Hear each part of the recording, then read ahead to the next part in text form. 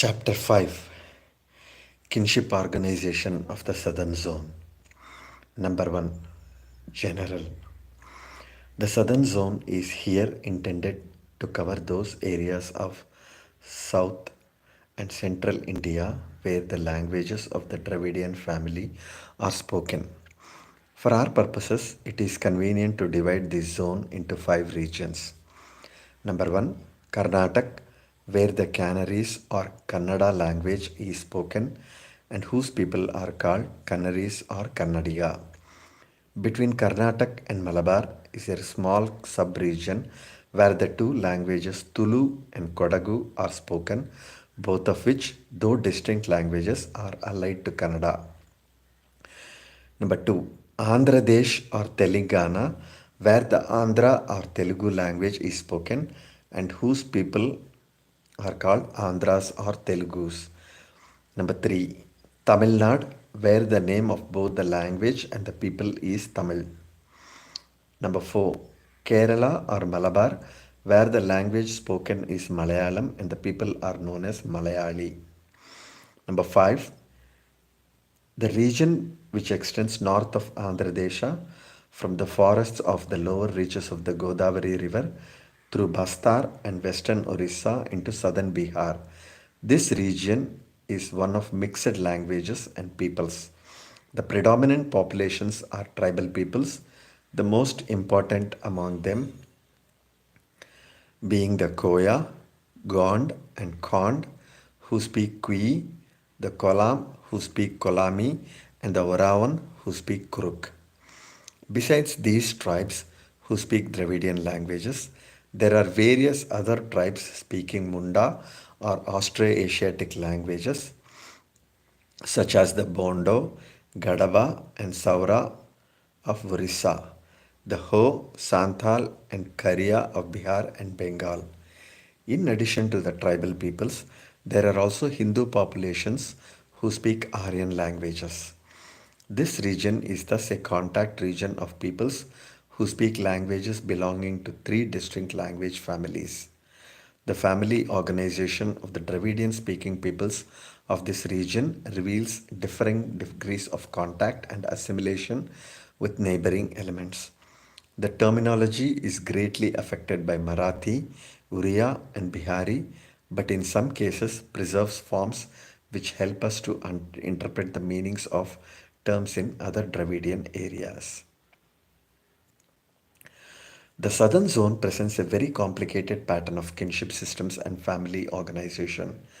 Though the patrilineal and patrilocal family is the dominant family type for the greater number of castes and communities, there are important sections of the population which are matrilineal and matrilocal, and quite a number whose systems possess features of both types of organizations.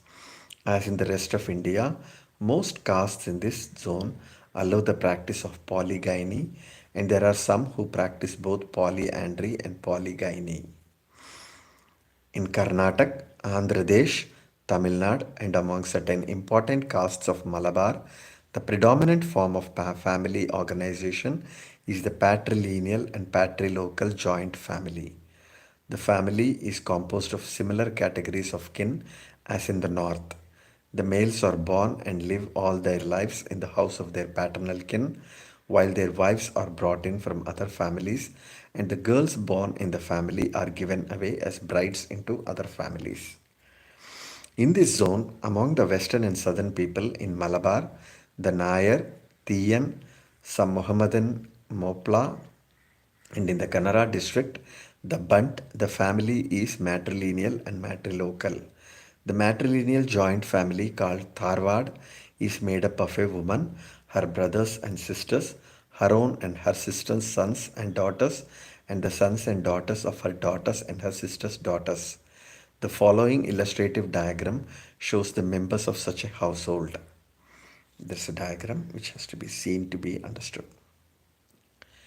The ancestress is small a, her daughters are small b and small c, and sons number 1 and 2.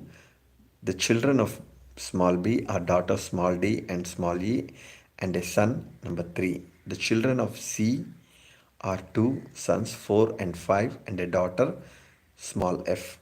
The children of small d are a son, 6, and daughters, small g and h, and the children of f are a son, 7, and two daughters, small k and small l.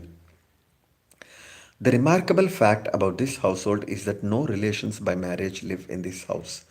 The possible kinship of women to one another is that of a daughter, mother, sister, mother's sister, mother's sister, and sister's daughter, while the males are related to the women as brothers, sons, daughters' sons, and sisters' sons. The relationship of the males to one another is brother, mother's brother, and sister's son. The wife of every male member of the household is a member of another household where her mother, brothers, sisters, and their and her children live. A male visits his wife occasionally, and therefore, in the household described above, the husband of each married woman visits her occasionally. Thus, no affinal relation lives in the family, while some blood relations, that is, children of the males, are excluded. The absence of companionship of father and children, husband and wife, and the complete independence of the women as regards their livelihood from the earnings of their husbands results in a family as different from the northern family as it is possible to imagine. The patrilineal family is like that of the North as regards its members and need not be described in detail at this stage. In spite of these diverse patterns of family organization, there are certain institutions which are found among a majority of the people in the southern zone and which are not so widely distributed in the north. One such institution, which seems to be almost universal in the southern zone, is the system of exogamous clans. These clans are exogamous divisions in an endogamous caste or tribe. There are patrilineal clans among patrilineal people and matrilineal clans among matrilineal people. The clan is called by different names in different linguistic regions, as also among different castes in the same region. It is called Bedagu or Bedaga or Bali among many Karnataka castes. The Kota of Nilgiris call their exogamous divisions Keri. The Kottai Velal call them Kelai. The Koya call this Gatta. The Kuruba Gumpu. Some Telugu people have the word Intiperu or house name for such divisions, which is like the Tamil word Veedu or Veetu, house, and Illamper or Malayalam Illom, anglicized form of Illam, or Tara or the name of the house for such divisions. In Travancore, the word Veli is also used. Besides these, the Sanskrit word Gotra is used widely for these subdivisions. These and many other words used for clans will be found in castes and tribes of southern India by Edgar Thurston, Government Press, Madras 1909. The actual clan names show a very wide range over the plant and the animal world and inanimate things and artifacts. There are thus clans which are called Ane or elephant, Avu or snake, Betta or cane, Hunashi or Chindala, that is tamarind, Bangar or Chinna, that is gold, Belly or silver, Macholi or axe, Bandi or cart, Hutta or anthill, Gundala or stone, Malli or jasmine, etc. These divisions occur many sorry, these divisions occur among many castes widely separated from each other both geographically and in social status. As regards the territories of these exogamous clans, there is again a difference between these and the northern Patri families and Rajput clans. In the north, it was found that there was no name to distinguish one Patri family from another. A man has no surname nor a totem. He is so and so, the son of so of such and such a caste and of such and such a village. The memory for genealogies, though very tenacious, does not go beyond a few generations of ancestors and descendants.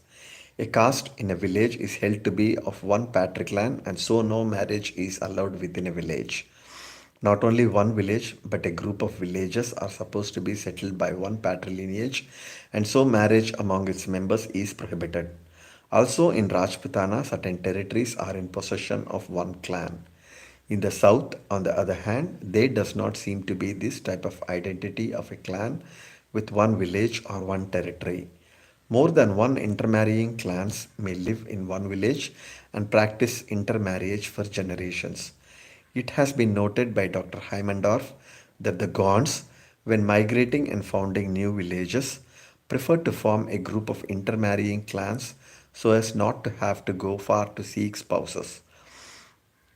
The clan organization thus affects not only the marriage practices in the south but also differentiates the village settlement of the south from that of the north. In some parts of the south, that is on the west coast, where rice and coconut culture and homestead economy prevail, there are no village communities comparable to those in the rest of India, and there the marriage is based only on the principle of exogamy governing the illoms or veli. A further analysis of how the clan actually functions is necessary to understand the relation between the clan and the family. In my investigations, I found no caste or subcaste which was divided into only two exogamous intermarrying clans. A caste in the south is generally divided into a number of exogamous clans with names of animals, plants, or objects. A person from one clan can seek a spouse from any other clan except his own. Thus, if there are five clans A, B, C, D, and E, a man from clan A can choose a bride belonging to the B, C, D, or E clans. This freedom of choice, in most cases, is however purely theoretical, inasmuch as investigation shows that in a given village, a family belonging to clan A chooses its brides predominantly from B and C, and that no marriage transaction may have been entered into with families of the clans D and E. A new marriage seems to be determined by the marriages which have taken place already. The first marriage creates obligations about giving or receiving daughters, which restricts the choice in all subsequent marriage transactions. These obligations are not the obligations of the members of a clan, but of a family. If a man of the clan, if a man of the family X belonging to the clan A marries a woman of the family Y belonging to the clan B, it is necessary that in the next generation the family X must provide a daughter to the family Y, or the family X must receive another daughter from the family Y. In this context, always the extended joint family is meant. If in the next generation, for the lack of suitable partners, the transaction is withheld, the obligation is carried over to the generation after that. The families X or Y do not think that the obligation is met by marrying any unrelated girl from the opposite clan. This results in great resistance to giving daughters to or receiving daughters from a family or a clan with which no previous marriage transaction can be established. In a southern family, the question of bringing a bride from a family of a new clan arises only after all the obligations due to previous marriages have been fulfilled. There's an image. The new family wishing to give a daughter must first establish to the satisfaction of the caste elders that it had either given or received a bride from the family in question, or that it has given or received a bride from a family which in turn has received or given a bride to the family in question. The family X has marriage transactions, usually with Y and M. It had a few such transactions with T. The new family U also could show a few transactions with T and so could be accepted for such purposes by the family X.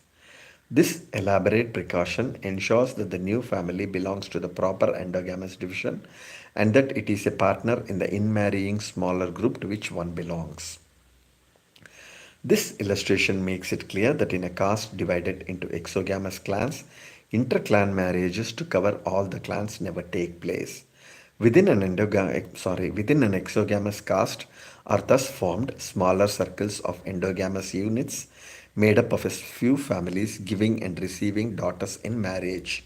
These smaller endogamous circles are not as absolutely endogamous as the caste or subcaste, but great dislike is shown by people to marry outside the smaller units.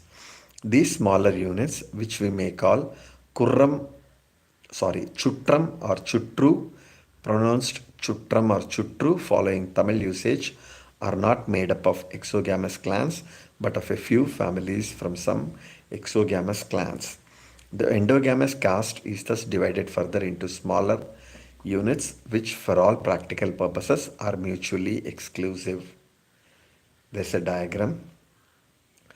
The full freedom theoretically bestowed for choosing a spouse from a clan other than one's own is thus never realized. The above diagrammatical representation of the caste Z will make this clear. Diagram. In the caste Z, there are five exogamous clans A, B, C, D, and E. Each clan consists of five families X, X1, etc. to X4, Y, Y1 to Y4, M, M1 to M4, T, T1 to T4, and U, U1 to U4. X, X1, X2, and Y, Y1, Y2 are families which form a daughter exchanging unit number 1. M2, M4, MT3 and T4 form another such unit number 2. U, U1, U2 and T, T1, T2 form the third such unit. There may be others also. Under certain circumstances, the choice is restricted even to one family, so that we find that for generations marriages have taken place among two families only. When such transactions occur, there is a very large number of reciprocal kinships. The existence of such relationships and of terms indicating them is not due simply to a dichotomous division of a whole caste into two exogamous clans and theoretical considerations about possible mates, but to the actual fact of marriage transactions between two families. The relationships are not just theoretically reciprocal, but are actually so. This raises certain considerations about the relation between clans and families as to whether clans are not enlarged families, as in the case in northern India. It is clear that a certain type of reciprocal terminology can arise in a multi clan society because two families prefer exchanging daughters and their moieties as defined by WHR rivers need not be present. Though important for an understanding of the formation of human societies, this consideration has no direct bearing on the theme of kinship organization as described in the present work and may be left for future discussion. The types of marriages allowed in South India conform to the rule of clan exogamy.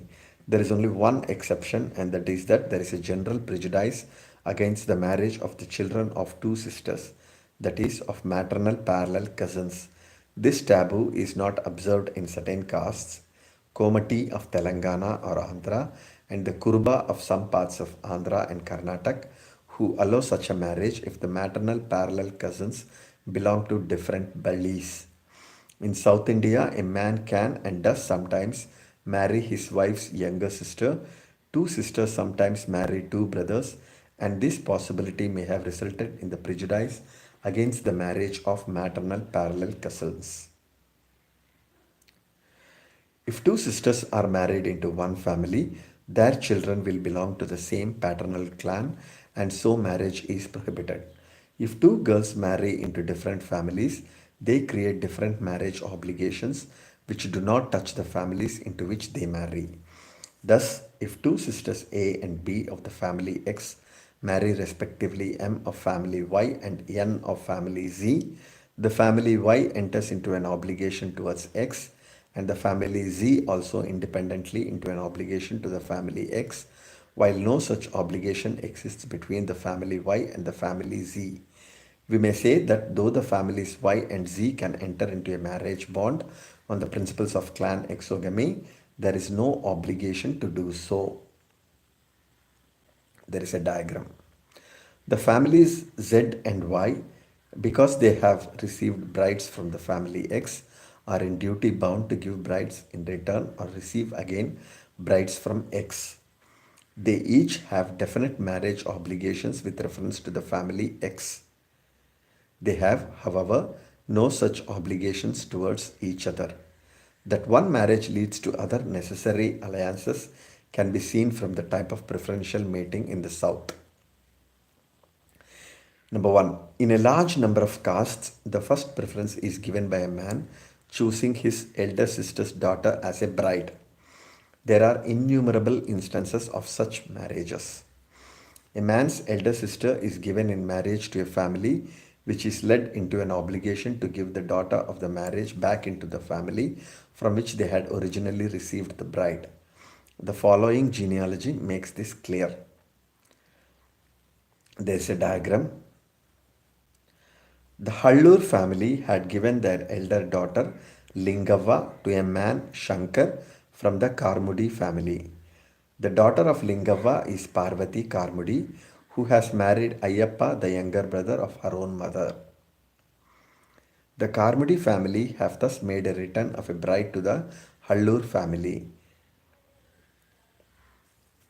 In the Brahmin family shown above, Bhimrao Jamkindi had, among other children, a daughter Kamalabai who was given in marriage to a man of the Sirikeri family, and her daughter Tulsi is now married to her mother's younger brother Gundu of the Jamkindi family.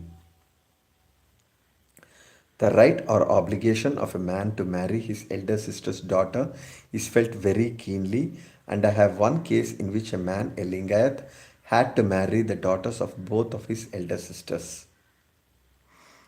Both the wives, who were daughters of his two elder sisters, died, and the man is now married to a woman who was not related to him previously. Among the non Brahmin castes, Hindu as well as Lingayat, there is a taboo against a man's marriage with the younger sister's daughter. I have not come across such a marriage. Among Brahmins, however, though in the majority of cases the marriage is with the elder sister's daughter, a few cases of marriage with the younger sister's daughter have also come to my notice. The marriage of a woman to her maternal uncle, that is, of a man to his that, that is of a man to his sister's daughter, is taboo among all matrilineal communities of the South which I have examined. They abhor even the thought of such a union. Among the preferred marriages, a man's marriage with his father's sister's daughter, that is, a woman marrying her mother's brother's son, comes next among a very large number of castes. The following genealogy illustrates this type of marriage as also the maternal uncle niece marriage already described. Shankarappa Kurle's sister Nagavva is given in marriage to Ullappa of the Totagi family. Sankarappa's son Yeddappa married Kallavva, the elder daughter of his father's sister Nagavva. Girija, the daughter of Kallavva, is now given in marriage back into the Totagi family to Shankarappa, who is the younger brother of Kallavva, the mother of Girija. In the examples given above, there is the principle of return. The family which gives a daughter expects one in return. This return is, however, affected in the next generation, as in the case when a man marries his father's sister's daughter. In the case of the maternal uncle niece marriage, the girl to be returned belongs to a generation lower than the man to whom she is given in marriage. There are a number of cases of exchange of daughters in the same generation. These are, however, not as numerous as the other two types of marriages illustrated above. The genealogies of a Lingayat family, shown in page 189, and a Brahmin family B, shown below, illustrate such marriages. In the first genealogy, Veerabhadrappa and Parvati Avva are brother and sister. Veerabhadrappa's son Basappa is married to Gauravva, the daughter of Parvati Avva, and Parvati Avva's son Gangappa is married to Basava, the daughter of Veerabhadrappa. There is thus an exchange marriage between the children of a brother and a sister.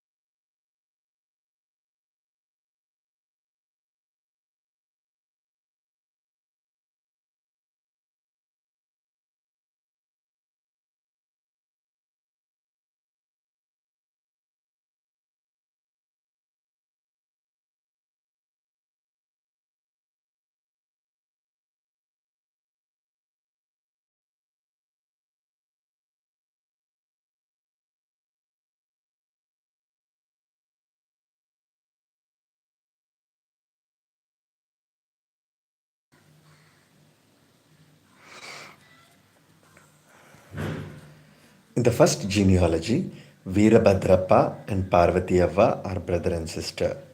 Veerabhadrappa's son Basappa is married to Gaurava, the daughter of Parvatiyava, and Parvatiyava's son Gangappa is married to Basava, the daughter of Veerabhadrappa. There is thus an exchange marriage between the children of a brother and a sister. Out of such a marriage arises a number of reciprocal relationships and the coalescing of different types of kin into one. Parvatiyava is the father's sister of Basappa and Basava. She is also the mother-in-law or wife's mother of Basappa and husband's mother of Basava of them both. Veerabhadrappa is the maternal uncle as well as father-in-law of Gangappa and Gaurava. Basava and Gaurava are both each other's husband's sister and brother's wife. Basappa and Gangappa are both each other's sister's husband and wife's brother. For the infant son S of Gangappa, Gaurava is both the father's sister as well as the maternal uncle's wife, and Basappa is both mother's brother as also the father's sister's husband. Gaurava and Basappa would in addition also become his parents-in-law if he marries a daughter of theirs, which is very likely.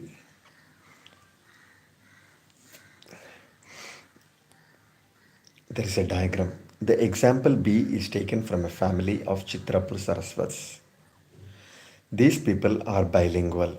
They speak Konkani, an Indo-European language, and Tulu or Kannada, and though they are northern immigrants in the Dravidian regions, follow the practices of marriage of the Dravidian people.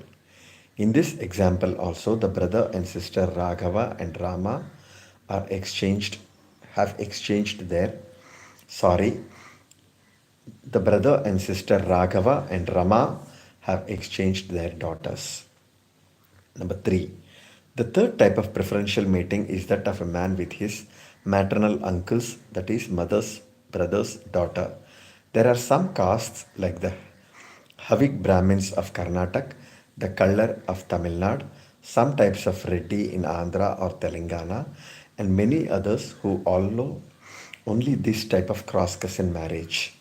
My first inquiries in Telangana and Karnataka show that this practice is followed sometimes by one part of a caste while another follows the other type of cross cousin marriage. I met a few castes to whom the question, does a boy marry his atte's, that is father's sister's daughter, or his mama's mother's brother's daughter, was quite meaningless. They countered by saying that the question was meaningless as the atte's daughter was also the mama's daughter.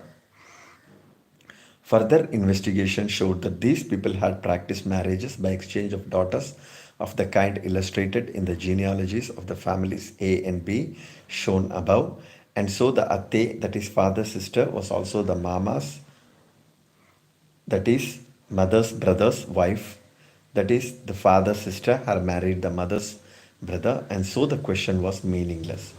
In the case of others who practiced only one type of cross cousin marriage, which as we saw is prevalent in the central zone, there are generally claims of social superiority or intercaste hypergamy. The Reddys claim to be Kshatriyas. The Kallars, though a poverty-ridden people, also claim to be some kind of Kshatriyas. Reddys and Kallars also have an hypergamous division of society, but it is not as formalized as that among the Marathas or Rajputs.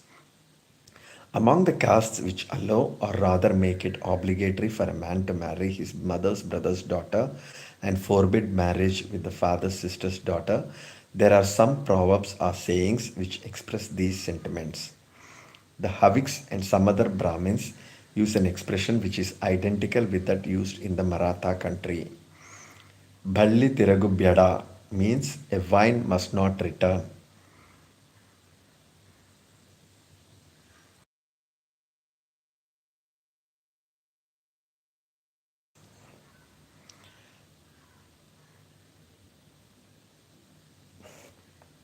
The wine or creeper is the girl given in marriage to a family, and her daughter must not return back to her father's family as a bride. Such a transaction is supposed to bring ill luck, and if such a marriage does take place, some expiatory ritual is performed. The colors say, கொடுத்தவன் கொடு, எடுத்தவன் எடு. The givers should give, the receivers should receive. Those who have given a daughter to a particular family must continue to do so ever afterwards. Those who have received one from a particular family must always go on receiving from that family. The following genealogy is an illustration of this type of transaction occurring for 3 generations. There is a diagram. For 3 generations, the family of Kulkarni have given their daughters to the Jamkindi family. There is a movement of daughters in one direction only. Besides all these marriages, which are preferred types, there are also quite a number of marriages outside the group of close kin. These happen if there is no suitable mate in one's own kin group, that is, if any of the preferred types described above are not possible.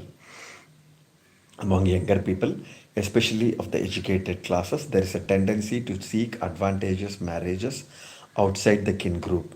This tendency causes sometimes great sorrow and frustration. Cross cousin marriage, and especially the uncle niece marriage, is beginning to be considered as outmoded and a thing to be ashamed of among those groups who have come in contact with the northern Indians and the English speaking people. The proposed unified civil code for all India contemplated the immediate abolition of the custom of uncle niece marriage and an eventual abolition of the cousin marriage so prevalent in South India. None of the reasons advanced for this arbitrary judgment was worth serious consideration. In spite of this latest attempt on the part of the North to impose its social mores on the South, all types of marriages described above are so frequent that in my investigations I came across hardly a single large family where either the one or the other type of marriage had not taken place. In the South, there is a definite bias for marriage within a very small kin group just outside of the immediate primary family. The only rule for southern marriages is clan exogamy, and no type of marriage is discussed above infringes this rule. There are, however, certain types which, though conforming to the principle of clan exogamy, are not allowed and where the prohibition seems to be based on some other considerations. The following are illustrations of such taboos. Number 1. A man can marry his elder sister's daughter but is not allowed, except among Brahmins, to marry his younger sister's daughter. Number 2. Though widow remarriage is practiced among almost all castes except Brahmins, a widow is not allowed to marry either the elder or the younger brother, that is, real or classificatory, of her husband. In regions where the Dravidian speaking population has come in contact with the northern population, the taboo is not observed and the marriage of a widow to her husband's younger brother is allowed. But elsewhere, especially in the southern areas, namely Tamil Nadu, Andhra, Karnataka, and Kerala, this taboo is general. Number 3. There seems to be a general taboo against the marriage of a man with his mother's sister's daughter, even if she belongs to a clan different from his own, though some informants aver that such a marriage can take place if the ballis of the cousins are different. There is a diagram over here. Number 4. The complicated kinships arising in a family owing to maternal uncle and niece marriage and cross cousin marriage sometimes result in two people being related to each other in more ways than one. There may be one relationship where a marriage would be ordinarily forbidden, while from another angle the relationship may be one in which a marriage usually does take place. I have not been able to get any rule for definite guidance in such cases. People seem to act according to convenience and the circumstances of a family in such cases. One such case is illustrated in the genealogy reproduced above. Bhimappa and Ambava are the children of a woman, Ningavva, who is the daughter of a Gauramma. Irava and Bharmappa are the children of the woman Bhavani Amma, who is the sister of Gauramma and are therefore maternal parallel cousins of Ningavva. Irava is the maternal aunt of Bhimappa and Ambavva. In this genealogy, the question put to my informants was about the possibility of the marriages of Bharmappa with Ambavva and of Bhimappa with Irava. Everybody agreed that Bharamappa could marry Ambava because from all possible relationships there was none which barred marriage. Thus, Bharamappa is the son of Bhavani Amma, the sister of Dyavappa, who is the father of Ambava. Bharmappa marries his mother's brother's daughter, or if we put it the other way, Ambava marries her father's sister's son, and it is the usual type of marriage. From another angle, Bhavani Amma is the aunt of Ningava, who is Ambava's mother. Bhavani Amma is therefore grandmother to Ambava. Bhavani Amma's son, Bharamappa, is a parallel cousin of Ambava's mother and is therefore her maternal uncle. This marriage is also an orthodox type of marriage, and so all agreed that whether one considers the relationship from the father's side or the mother's side, the marriage would take place. I may also state that I have come across such a marriage in my investigation in Karnataka. As regards the second of the marriages referred to above, there was a very sharp difference of opinion. A few said that such a marriage could be allowed as Bhimappa and Irava were cross cousins. Others said that Irava was a parallel cousin of Ningava and hence the maternal aunt of Bhimappa, and so such a marriage could not take place. The overwhelming majority of people I asked were of opinion that such a marriage could not take place. I may also state that I have not come across such a marriage in my extensive tours. The sentiments underlying these taboos can be understood only after further analysis of the structure of kinship in the South. As against these taboos, one more form of marriage allowed and practiced in the North and also allowed among the Dravidians is the marriage of a man with his wife's younger sister. There are a number of instances of such a marriage at the present date. This type of marriage has always been practiced in the South. The best known example of such a marriage is that of King Vijayaditya of Badami in 8th century AD. His chief queen was called as usual the Pattamahadevi, and his second queen, who was the younger sister of the above, was given the grandiloquent but empty title of Trilokya Mahadevi, that is the queen of the three worlds. In Malabar, I saw a case of a man living with the younger sister of his wife and was told by him that after the death of his wife, her younger sister came to him to look after him and the children. At the time of my visit, the children of the first wife were grown up, while those of her sister were quite small, one an infant in arms. Apparently, it was not felt necessary by the man or his younger sister in law or the community that a formal marriage was necessary in this case. Such casual relationship is very rare, but it shows that the marriage of a man to two sisters, either simultaneously or one after another, is considered quite the proper thing. It thus appears that sororate is allowed by both the northern and southern usages. Among both people, there is a taboo against a man's marriage with his wife's elder sister. We now turn to a consideration of the kinship organization in the southern zone. Kinship terminology in the Tamil language.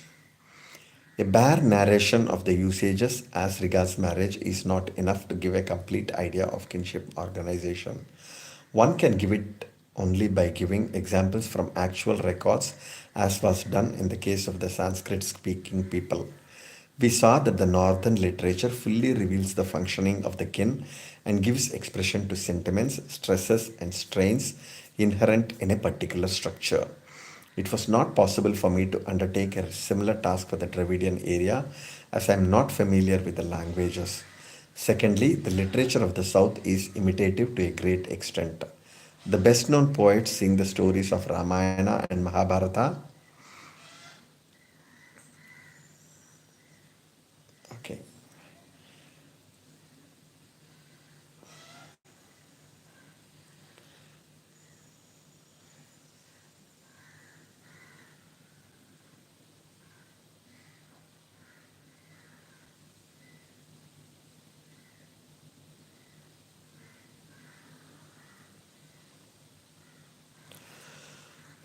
Tabular column. Column 1, ego and set of relationships. Column 2 Tamil, column 3 Andhra, column 4 Kannada, column 5 Malayalam. Number 1 Father. In Tamil, தந்தை, அப்பா, ஐயா, அண்ணா, தகப்பன், அம்மான், அப்பச்சி, அப்பு, அத்தான். அத்தன். ஆந்திரா, தன்றி, நான்னா, நைனா, ஐயா. கன்னடா, அப்பா, ஐயா, தந்தை. In Malayalam, Achan, Appan. Number 2, father's father. In Tamil, Tata, Pata. In Andhra, Tata. In Kannada, Ajja, Hettappa, Muttata. In Malayalam, Muttachan, Valiyappan. Number 3, father's father's father. In Tamil, Kollupattan. In Andhra, Muttata or Tataya. In Kannada, Muttaja, Muttappa or Muttaya. In Malayalam, Mudumuttachan, Nalachan. Number 4, mother's father. In Tamil, Tata, Pata. In Andhra, Tata. In Kannada, Ajja, Hettappa. In Malayalam, Ammatu, Muttachan. Number 5, mother's father's father. In Tamil, Kollupattan. In Andhra, Muttata or Tataya. In Kannada, Muttaja. In Malayalam, Ammatu, Mudumuttachan. Number 6, father's brother. Elder brother of father. In Tamil, Periyappa. In Andhra, Pedananna, Pettandri. In Kannada, Doddappa, Dodappa. In Malayalam, Veliyappan, Perappan. Younger brother of the father. In Tamil, Chittappa. In Andhra, Chinnanna or Pintandri. In Kannada, Chikkappa. In Malayalam, Chittappan. Mother's brother. In Tamil, Amman or Mama. In Andhra, Mama or Mamaya. In Kannada, Mama or Sodar Mava. In Malayalam, Ammaman or Ammavan. Mother. In Tamil, Amma, Thai, Tammannai, Annai, Ayal, Ayi, Ammal. In Andhra, Amma or Talli. In Kannada, Abbe, Amma, Avva, Thai. In Malayalam, Amma. Mother's mother. In Tamil, Patti. In Andhra, Ammamma. In Kannada, Ajji or Hettamma. In Malayalam, Ammatu, Muttasi. Mother's father's mother. In Tamil, Kollupatti. In Andhra, Tatamma, Avva. In Kannada, Muttaji, Muttavva, Muttai. In Malayalam, Ammatu, Mudu Ammas, Mudu Muttasi. Father's mother. In Tamil, Patti. In Andhra, Nanamma. In Kannada, Ajji. In Malayalam, Muttasi. Father's father's mother. In Tamil, Kollupatti. In Andhra, Tatamma. In Kannada, Muttaji. In Malayalam, Muttu Muttachi. Father sister, elder sister of the father. Father sister, general terms. In Tamil, Attai. In Andhra, Atta. In Kannada, Sodaratte or Atte. In Malayalam, Achan Pengal, Achol, Achamma. Elder sister and younger sister are also termed by similar names. Mother sister, general term, not available in Tamil. In Telugu, in Andhra, Pinni or Pinnamma. In Kannada, Doddathai, not available in Malayalam. Elder sister of mother, in Tamil, Periyamma. In Telugu, Peddamma. In Kannada, Doddamma or Doddavva. In Malayalam, Peramma or Perachi. Younger sister of mother, in Tamil, Chitti. In Telugu, Pinni or Pinnamma or Chinnamma. In Kannada, Chikkamma, Chikkavva, Sikkavva. In Malayalam, Chittamma, Chittachi. Brother, general term not given in Tamil, Telugu or Kannada. In Malayalam, general term for brother is Angal when woman is speaking. Elder brother in Tamil, Anna, Tammanna, Annachi, Ayyan. In Telugu, Anna. In Kannada, Anna. In Malayalam, Chetan, Etan, Attan, Oppa. Younger brother in Telugu, Tampi, MP. In Tamil, Tambi, MP. In Telugu, Tammadu. In Kannada, Tamma. In Malayalam, Anujan. Father's brother's son. When father's brother's son is older than ego, in Tamil, Anna. In Telugu, Anna. In Kannada, Anna. When father's brother's son is younger than ego, in Tamil, Tambi. In Telugu, Tammadu. In Kannada, Tamma. Not given in Malayalam. Father's sister's son, general term. In Tamil, Attai Pillai. In Telugu, Bavamaridi or Bamaridi. In Kannada, not given. In Malayalam also not given. When father's sister's son is older than ego, in Tamil he is called Attan. In Telugu, Attapille. In Kannada, Bhava. Not given in Malayalam. Father's sister's son when younger than ego is Maithunan or Machinan in Tamil. Not given in Telugu.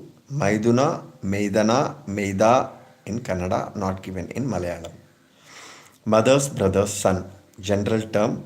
In Tamil, Ammanchi, Maapillai. Mama Pillai. In Telugu, Bavamardi, Bamardi, Mama Pillai. Kannada and Malayalam not given. When mother's brother's son is older than ego, in Tamil, Attan, not given in Telugu. In Kannada, Bava, not given in Malayalam. Mother's brother's son when younger than ego, Maithunan or Machinan in Tamil, not given in Telugu, not given in Malayalam, but in Kannada, it is Maiduna, Maida, Maidana. Mother's sister's son when older than ego, he is called Anna in Tamil, Anna in Andhra, Anna in Kannada, not given in Malayalam.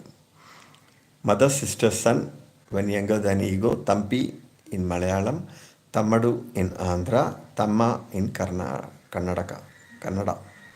not given in Malayalam. Sister, general term, not given in Tamil or Andhra or Kannada, but in Malayalam it is Pengal when a man is speaking. Elder sister in Tamil is Akka, Tamakka, Akkal, Atti, Appatai, Tattai, Appi. In Telugu, Akka. In Kannada, Akka. In Malayalam, Chettati, Yettati, Oppol. Younger sister is Tankai, Tankachi, Tankal in Tamil. Chellelu, Chelli in Andhra. Tangi in Kannada. Anujati in Malayalam. Father's brother's daughter, when older than ego, is Akka in Tamil, Akka in Andhra, Akka in Kannada, not given in Malayalam.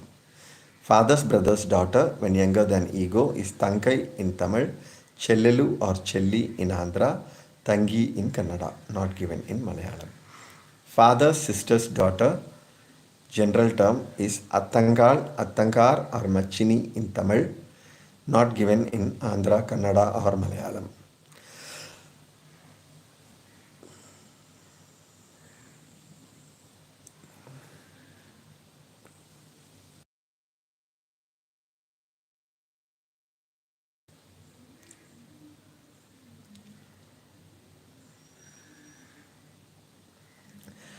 Father's sister's daughter when older than ego, in Tamil, Madani or Anni in Andhra, Odine in Kannada, Attige or Attigi in Malayalam not given. Father, sister's daughter when younger than ego. Kolundia or Maithini or Kolundi in Tamil. Maradalu in Andhra.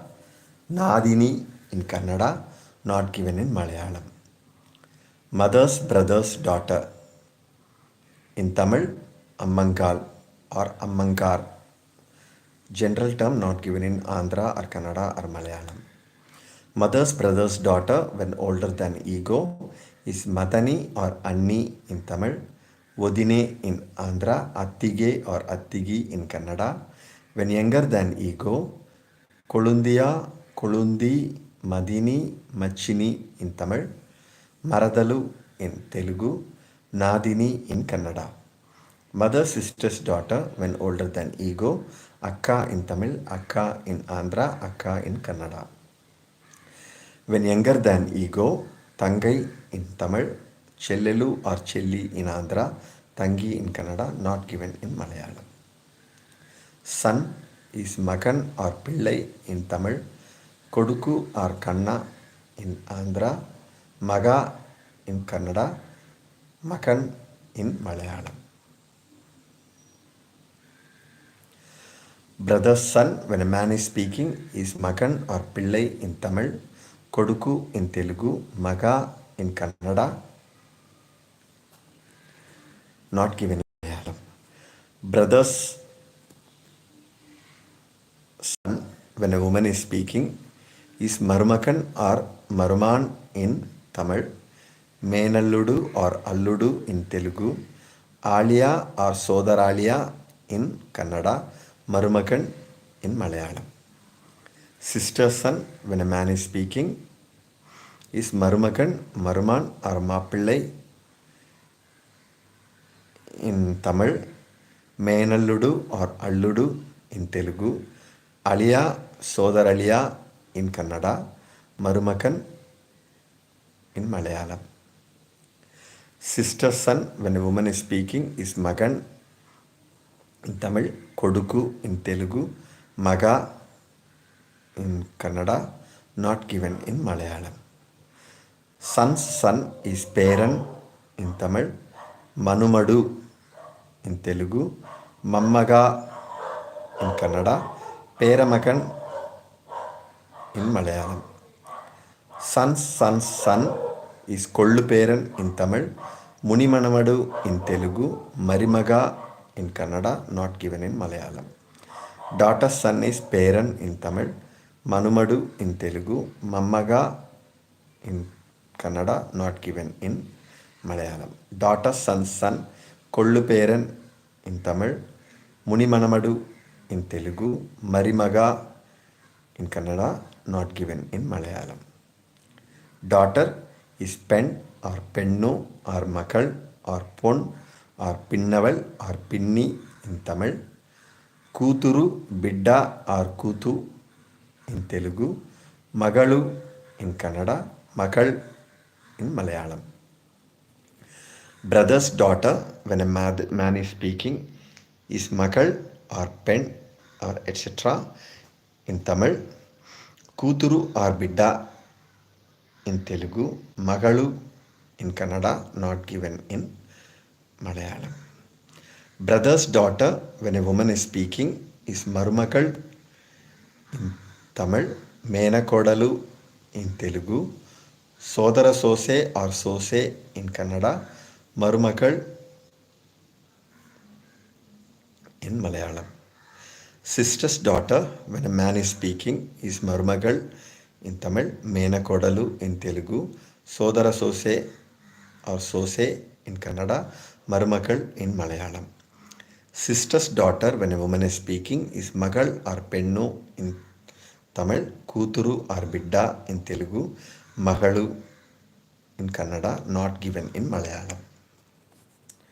Daughter's daughter is Payarthi or Pethi in Tamil, Manumaralu in Telugu, Mammagalu in Kannada, not given in Malayalam. Daughter's daughter is Kollu Payarthi in Tamil, Munimanavaralu in Telugu, Marimagalu in Kannada, not given in Malayalam. Son's daughter is Payarthi or Pethi in Tamil, Manamaralu in Telugu, Mammagalu in Kannada, Perakutti in Malayalam. Son's daughter is Kollupayarthi in Tamil, Munimanamaralu in Telugu, Marimagalu in Kannada, not given in Malayalam. Father, sister's husband is Attimber or Mama or Mamanar in Tamil, Mama or Menamama in Telugu, Mava in Kannada, not given in Malayalam. Husband's father is Mama or Maman in Tamil, Mama in Telugu, Mava in Kannada, not given in Malayalam. Wife's father in Tamil is Mama or Mamanar, Mama in Andhra, Mava in Kannada, not given in Malayalam. Mother's sister's husband is Chittappa in Tamil, Babaya or Chinnanna in Andhra, Doddappa in Kannada, not given in Malayalam.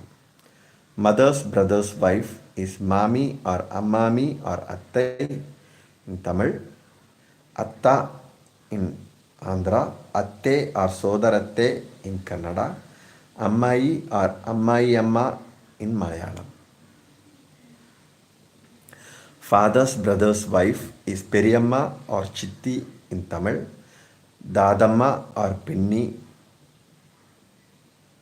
in Andhra, Doddathai or Doddamma or Doddava in Kannada, not given in Malayalam. Husband's mother is Mamiyar, Mami or Attai in Tamil, Atta in Andhra, Atte in Kannada, not given in Malayalam. Wife's mother, Mamiyar or Mami in Tamil, Atta in Telugu, Atte in Kannada, not given in Malayalam. Husband is Agamutayan, Attukarar, Manalan, Kandan, Attan, Purusan, Kolunan, Kolundan in Tamil, Purushan or Mogadu in Telugu, Ganda, Maneyata in Kannada, Bhartavu in Malayalam. Husband's brother, when elder than husband, is Attan in Tamil, Bava in Andhra, Bava in Kannada, not given in Malayalam. Husband's brother, when younger than husband, is Kolundan or Machinappillai or Manchan in Tamil, Maradi in Andhra, Maida in Kannada, not given in Malayalam. Wife's brother, general term, is Machan or Maithunan in Tamil, not given in the other languages. Wife's brother, when elder than wife, is Attan in Tamil, Bava in Andhra, Bava in Kannada, Aliya or very rarely in Malayalam. Wife's brother, when younger than wife, is Machinan in Tamil, Maradi in Andhra, Maiduna, Maida or Maidana in Kannada, not given in Malayalam. Sister's husband, not given in sister's husband, general term, not given in Tamil, Andhra and Malayalam. Very rarely in Kannada, Mama. Sister's husband, when he is elder sister's husband, is called Attimber or Attan in Tamil, Bava in Andhra, Bava in Kannada, not given in Malayalam. Younger sister's husband is Kolundan in Tamil, Maradi in Telugu, Maiduna in Kannada, not given in Malayalam. Husband's sister's husband is Anna or Thambi or Naina in Tamil, Anna or Thammudu in Telugu, Chikkappa, Anna or Thamma in Kannada, not given in Malayalam. Wife's sister's husband, Chattakan or Anna or Thambi in Tamil, Shaddaga in Telugu, Saddaka in Kannada. Shaddaga in Telugu, Saddaga, Saddaka in Kannada, not given in Malayalam. Son's wife's father, Attan or Annachi or Sambandhi in Tamil, Viyankudu in Telugu, Bigaru, Bigaru in in Kannada, not given in Malayalam. Daughter's husband's father is Attan or Annachi or Sambandhi in Tamil, Viyankudu in Telugu, Bigaru in Kannada, not given in Malayalam. Wife is Akamudayal or Manaivi or Pendati in Tamil, Pendlamu or Pendati in Telugu, Hendati, Manayati, Bharya in Kannada, not given in Malayalam. Husband sister general term, Nathanar in Tamil, Kolundiyal or Adabidda in Telugu, not given in Kannada and Malayalam. Husband sister when elder than husband is Anni in Tamil, Vodine in Telugu, Attige or Attigi in Kannada, not given in Malayalam. Husband sister when younger than husband is Maithini in Tamil, Maradalu in Telugu, Nadini or Nadani in Kannada, not given in Malayalam. Wife's sister, general term not given in Tamil, Kannada or Malayalam. In Telugu, it is given as Kolundiyal. Wife's sister when elder than wife is Madini in Tamil, Vodine in Telugu, Attige or Attigi in Kannada. Wife's sister when younger than wife is Machi or Machini in Tamil, Maradalu in Telugu, Nadini or Nadani in Kannada. Brother's wife not given in Tamil or Kannada or Malayalam, but in Telugu is given as Kolundi. Elder brother's wife in Tamil is Ayanti, Anni, Manni, Nattupen. Vodine in Telugu, Attige, Attigi in Kannada, not given in Malayalam. Younger brother's wife is Maithini or Kolundia in Tamil, Maradalu in Telugu, Attige Nadini or Nadani in Kannada, not given in Malayalam. Husband's brother's wife, general term in Tamil, Orpati, in Telugu, Yaranalu, Yaralu, in Kannada, Voragatti or Voragitti or Negenni, not given in Malayalam. Husband's brother's wife when she is husband's elder brother's wife, Akka in Tamil, Akka in Telugu, not given in Kannada and Malayalam. Husband's younger brother's wife when in Tamil, Tangai, in Telugu, Chellalu, not given in Kannada and Malayalam. Wife's brother's wife in Tamil, Machinichi, Akka or Tangai. In Andhra, Akka or Chellalu. In Kannada, Akka or Tangi. In Malayalam, not given. Son's wife's mother, Akka or Tangai or Sambandhi or Anni or Nathanar in Tamil, Akka or Chellalu. Vodine, Akka or Chellalu in Telugu, Bigiti, Bigati in Kannada, not given in Malayalam. Daughter's husband's mother is Akka or Tangai or Sambandhi or Anni or Nathanar in Tamil, Vodine or Akka or Chellalu in Telugu, Bigiti or Bigati in Kannada, not given in Malayalam. Daughter's husband is Marumakan in Tamil, Alludu in Telugu, Aliya in Kannada, not given in Malayalam. Husband's brother's son is Makan in Tamil, Koduku in Telugu, Maga in Kannada, not given in Malayalam. Husband's sister's son Marumagan in Tamil, Alludu in Telugu, Aliya, Sodaraliya in Kannada, not given in Malayalam. Wife's brother's son Marumagan in Tamil, Alludu in Telugu, Aliya or Sodaraliya in Kannada, not given in Malayalam. Wife's sister's son is Magan in Tamil, Koduku in Telugu, Maga in Kannada, not given in Malayalam. Son's wife is Marumagal or Mattuppen or Nattuppen or Nattupon or Namgai in Tamil. Kodalu or Marumagal in Andhra. Sose in Kannada, not given in Malayalam. Husband's brother's daughter is Magal in Tamil. Kuturu Bidda in Andhra. Magalu in Kannada, not given in Malayalam. Husband's sister's daughter, Marumagal in Tamil.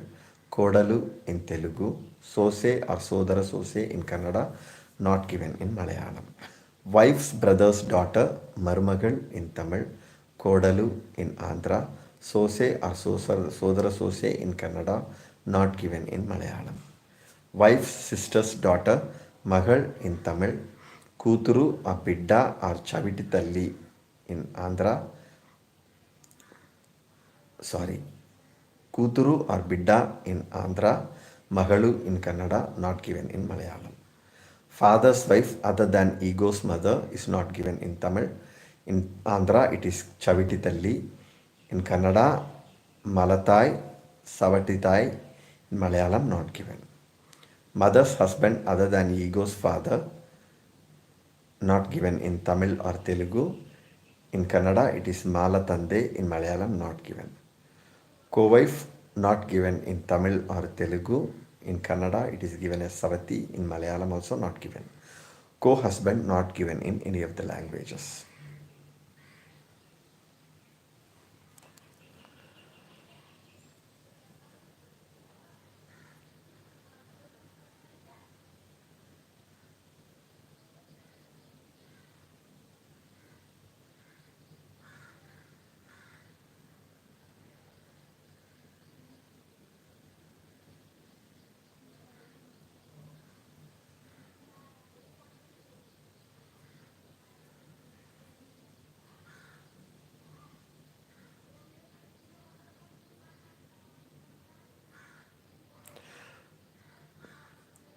The best, sorry, the best known poets sing the stories of Ramayana and Mahabharata, which reflect the family structure and the sentiments of the northern people. Some of the original stories, like the story of Chilappadikaram, do not give much material on family organization. I have no doubt that there is still a vast amount of literature in the shape of folk stories, dramas, songs, and proverbs which will amply reward a study from this point of view, but it is not possible for me to undertake it. The little material I could gather is given below in connection with the discussion of the kinship terminology in the Tamil language, which is given here as the type representing the southern terminology. Tamil kinship terminology cannot be said to be the source for the terms found in the other Dravidian languages, in the sense that Sanskrit terminology is the source of the modern northern Indian kinship terms.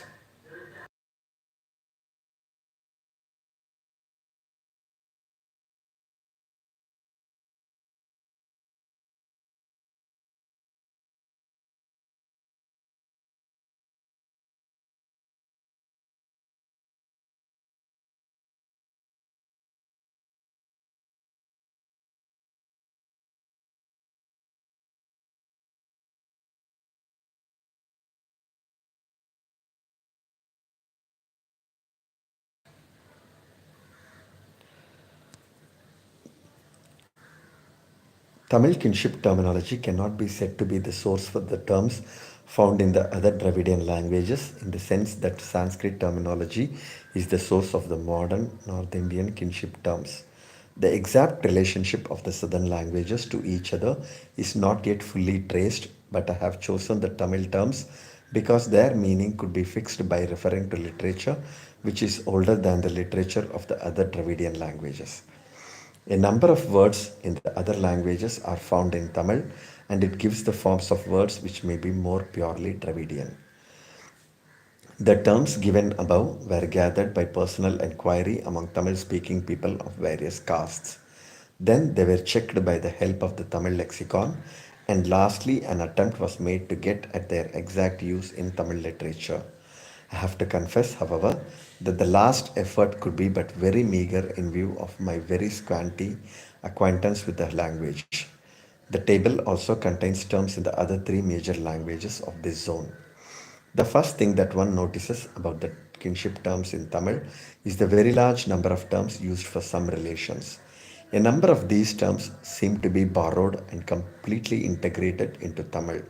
Not only kinship terms, but other words are borrowed from other languages very freely by Tamil, and so it is a language which possesses a surprising multiplicity of synonyms, which has made the language very rich, though sometimes difficult to interpret. In its earliest literature, Tamil used terms not as foreign loaned words, but as its own vocabulary with complete ease and freedom. Early Tamil poets were equally at home in Sanskrit and Tamil, and Sanskrit nouns and verbs are Tamilized not only in their formal grammatical aspect but also in their meaning and their functional aspect. This will become clear in some cases as regards the kinship terms discussed above.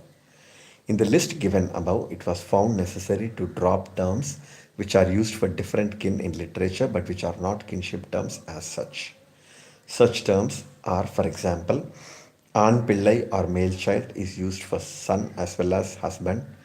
Irai, an elder, the master used for elder brother and husband. Tunaivan or protector also used for brother and husband. They are of great use in studying the kinship pattern and the feelings attached to a particular type of kin, but the number of such terms and expressions is so great and entails such a detailed study of Tamil literature that it had to be set aside for the present. The terms discussed below are pure kinship terms of reference and sometimes of address, and wherever possible, their usage is illustrated from Tamil literature. A number of terms are used for father. They can be arranged in the following groups. Number one, Tandai, Tandai, Yandai, Mundai. Number two, Ayan. Number three, Appa, Appan, Appu, Tagappan. Number four, Annan, Anna. Number five, Attan, Achan. Number six, Amman. The word Tandai is found in one form or other in most of the Dravidian languages. It seems, however, to be made up of at least two words, a pronominal prefix tan, self or mine, and the word thai. This is borne out by such terms as endai, that is n equal to our plus thai, and mundai, mun equal to first plus thai, found in literature. In Tiruvasakam, we find two words Tandai and Tandai used for father. Tai and Tai appear to be two ways of pronunciation and of writing a word which means father.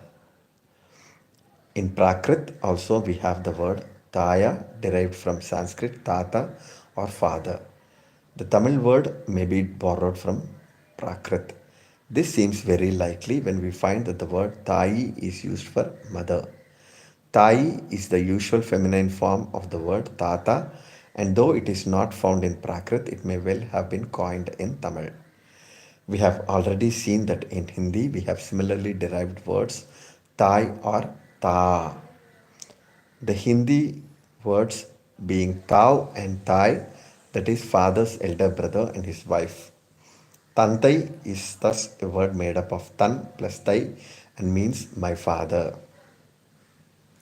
Another possibility is that the word Tandai is made up of two pronominal prefixes plus a noun, tan plus ta plus I.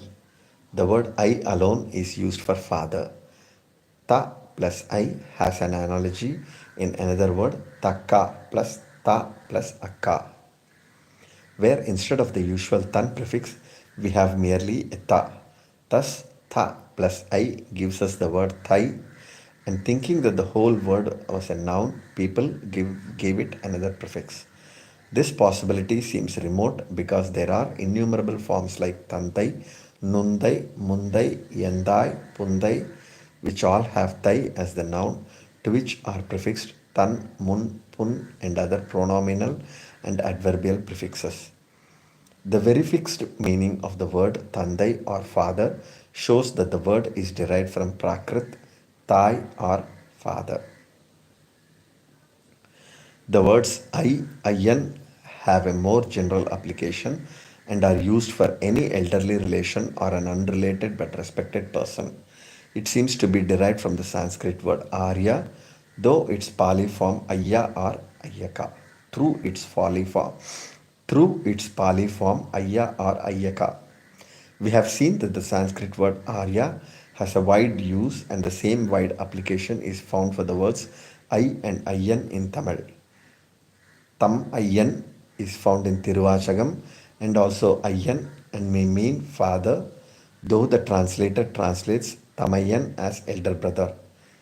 Tannudai Kelvan Magan Tagappan Tamayyan. Her husband, son, father, and elder brother.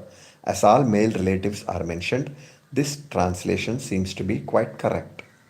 In Silappatikaram, also the word Tamayan occurs and is translated as elder brother. Ayyan is found in plural form as an honorific title attached to Brahmin names in Tamil Nadu, as for example Sadasiva Iyer, Anantakrishna Iyer. In Tiruvasagam, the god Shiva is called the god of Ayyas.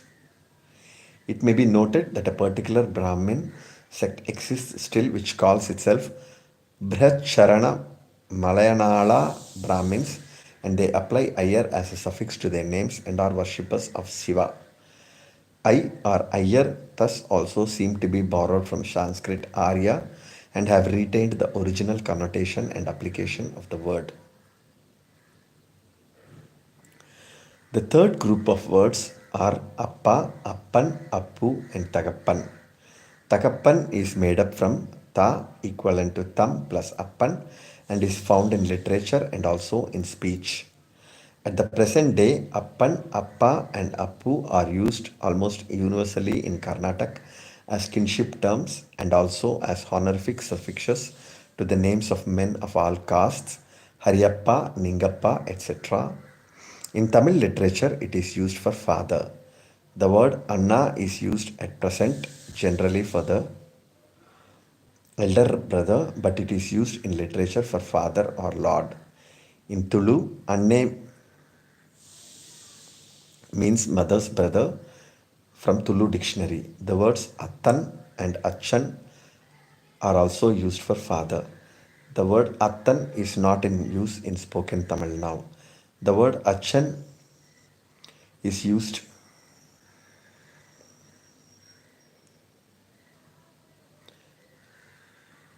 The word Attan is not in use in spoken Tamil now. The word Achan is used in the districts bordering Malabar and is the usual word for father in modern Malabar in the Malayalam language. It also means the great man. Amman is used for father in Tamil literature while addressing God. In modern times, the word is but rarely used and it means mother's brother. The word is used in this sense in Malabar.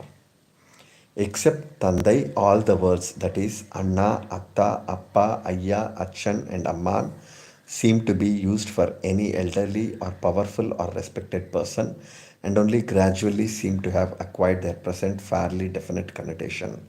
Even now, the connotation is not as definite as, for example, for the word Pita in Sanskrit. In Kambaramayana, we have the following line Ammayai, Appayai, Attane. An alternative reading gives the line as Ammayai Attayai Appane.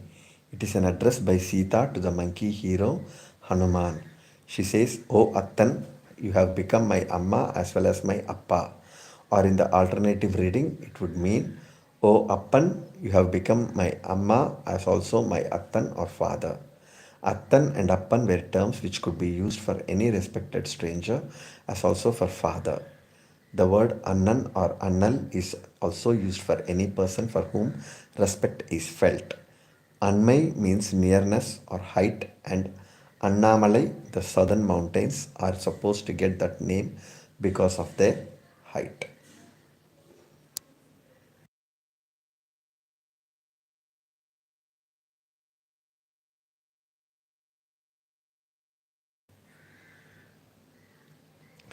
The words for father's father and mother's father are the same. Tatta or Tatta and patta. For the males above that generation, the word is kollupattan. Fathers, brothers are referred to as peri, that is great, plus appa or father, and chitta or small plus appa or father, according as they are older or younger than father. The word for father's brother thus appears to be the same as that for the father. The same words are used also for fathers, brothers, sons.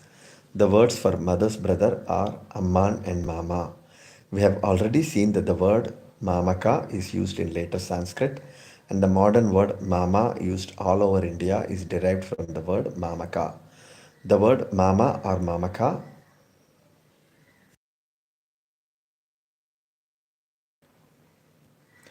The word mama or mamaka does not seem to be Indo European in its origin. There is no way to know whether it is a Dravidian word. Both the Sanskritic and Dravidian people may have borrowed it from some third source, or it may be an original Dravidian word. Amman is derived from the word Amma and would thus mean the man from the mother's house.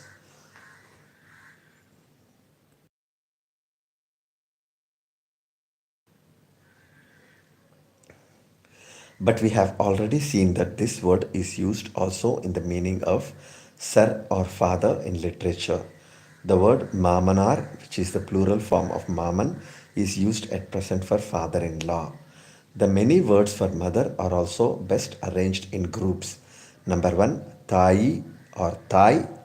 Number two, ai, ayal or ai. Number three, annai or tammannai. Number four, amma or ammal.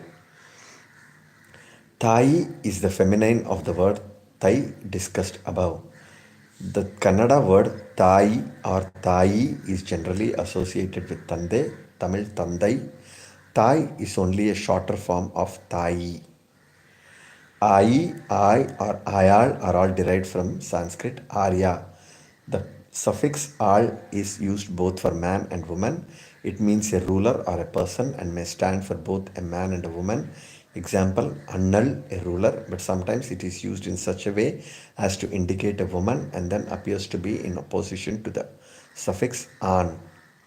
The word ai, as we have already seen, is used in Marathi and Uriya for mother and grandmother, respectively. Annai and Tamannai are the same words except that the latter word has the prefix tam, which is found with so many kinship terms. Annai is used for mother or elder sister. Amma and Ammal, with many other variations, are very common words used for the mother. The word Ammal seems to be in opposition to the word Amman. Amman and Ammal are thus words formed from a common word, Amma. One means father or mother's brother, so that An seems to be used as a masculine suffix. The other word means mother, and so the feminine suffix al is used.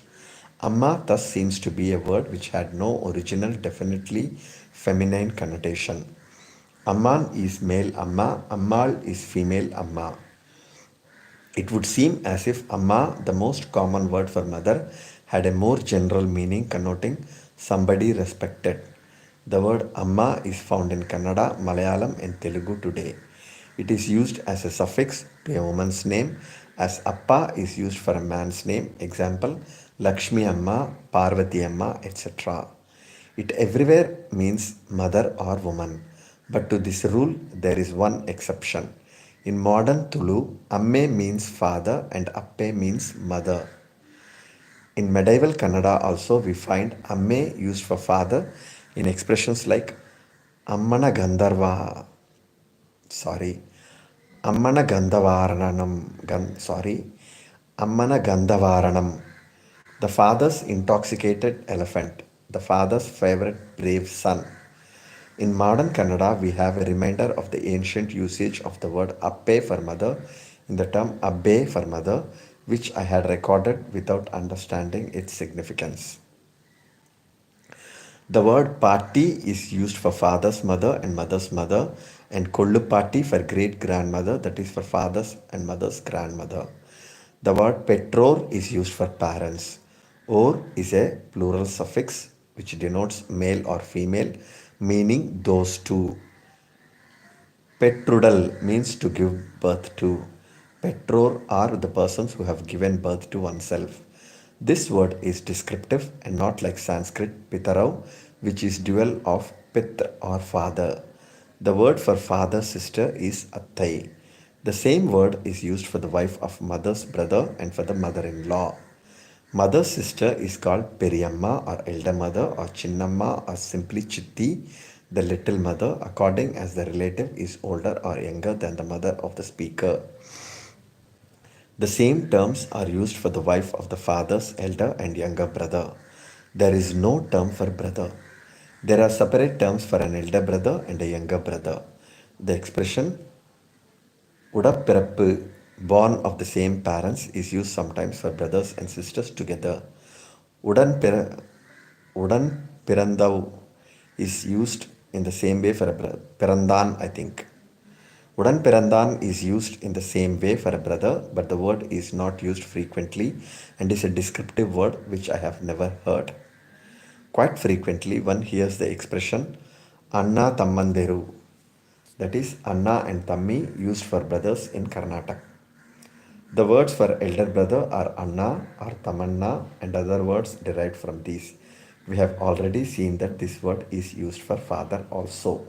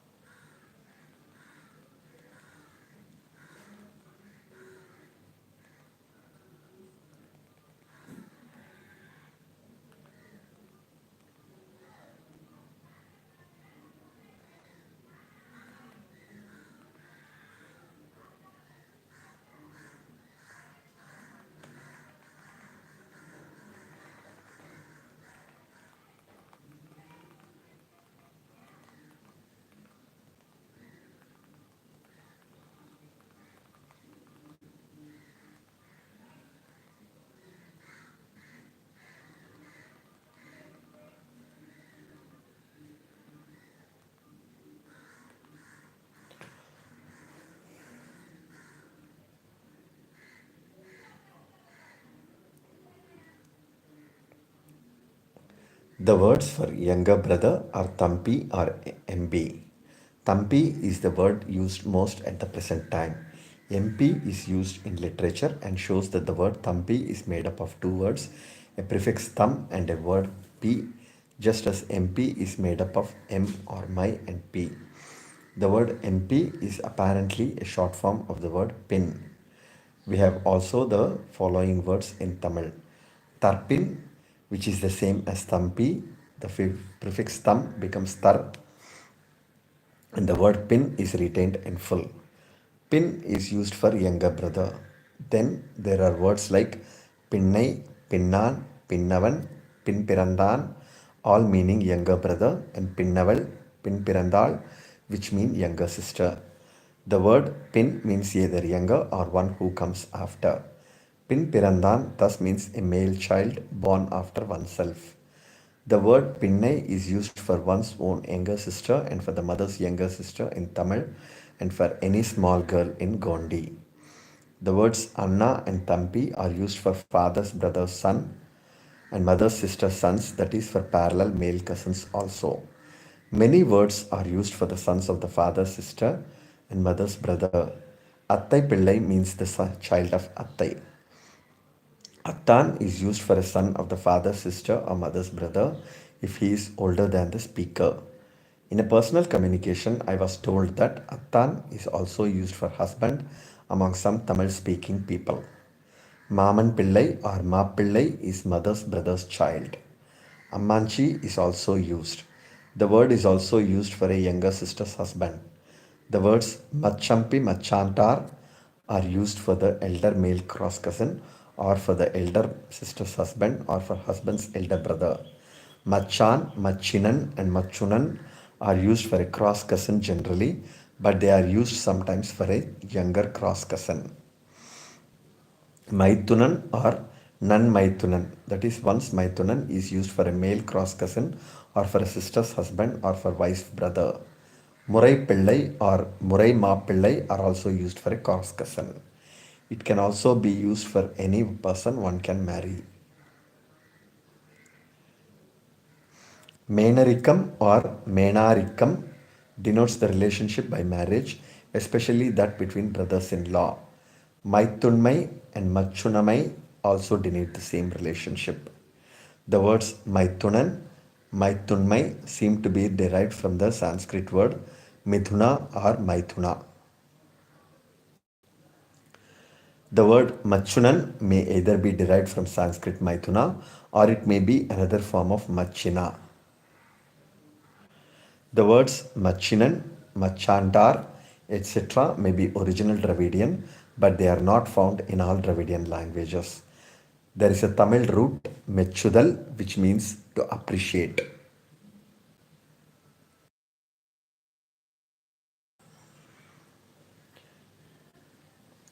There is a similar Kannada root, Mechu, meaning to appreciate. In a 13th century Marathi poem, one finds the word Mechu, meaning preference. Apparently, the word is borrowed from Kannada. If these words are to be traced to the root Mechu, then they all mean the preferred one and can be used for the cross cousin. In Kannada, Mechukondu Hogu means to become enamored of. Some of the words which have the suffix an or which have an honorific plural form like machandar are terms of respect used for an elder cross cousin or husband's young elder brother or elder sister's husband. The words machan, machunan, machina seem to be late in Tamil literature. Two of my Tulu informants had given the words Aravate or Aravade for cross cousins as also for nephews and nieces, that is, children of the sibling of opposite sex. The words were not known to other Tulu speaking people, and I could not understand their meaning until I looked up in the Tulu dictionary of meaning, of manning. Aravate or Aravade is given there as meaning a nephew or cross nephew or son in law and is said to be the same word as Alvade and Aliya nephew in Kannada. The Tamil word corresponding to Aliya or Aravade as a kinship word, Alyan, is given in the lexicon to mean one who has great love. There is a word Arvam which means love and which may be the equivalent of Kannada and Tulu, Aliya or Aravate respectively. There is a word Uravan Murayar which means relations. We have seen that Murai Mapillai is a word for cross cousin or a person whom one can marry. So Uravan Murayar may be a word meaning relations by marriage. Murayar has that meaning. What the meaning of Uravan is cannot be fixed from the context. There are thus a number of words and expressions used for cross relationship, and it would be worthwhile to study these words and the way they are used in literature to understand their exact significance in social relationship. There are a number of words for elder and younger sister. The words for elder sister are number one, atta, tattai, number two, appattai, appi, and number three, akka, tamaka, taka, akkal. Atta and attai are words used for the father sister also. That the words may mean even own elder sister is also seen from the word attimber, which means sister's husband or father sister's husband. Attan means father. Attai or atta is apparently a feminine form which is used either for own sister or for father sister but not for the mother as one would expect.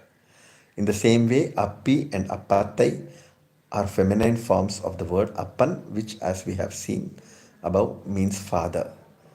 These words are used for the own elder sister.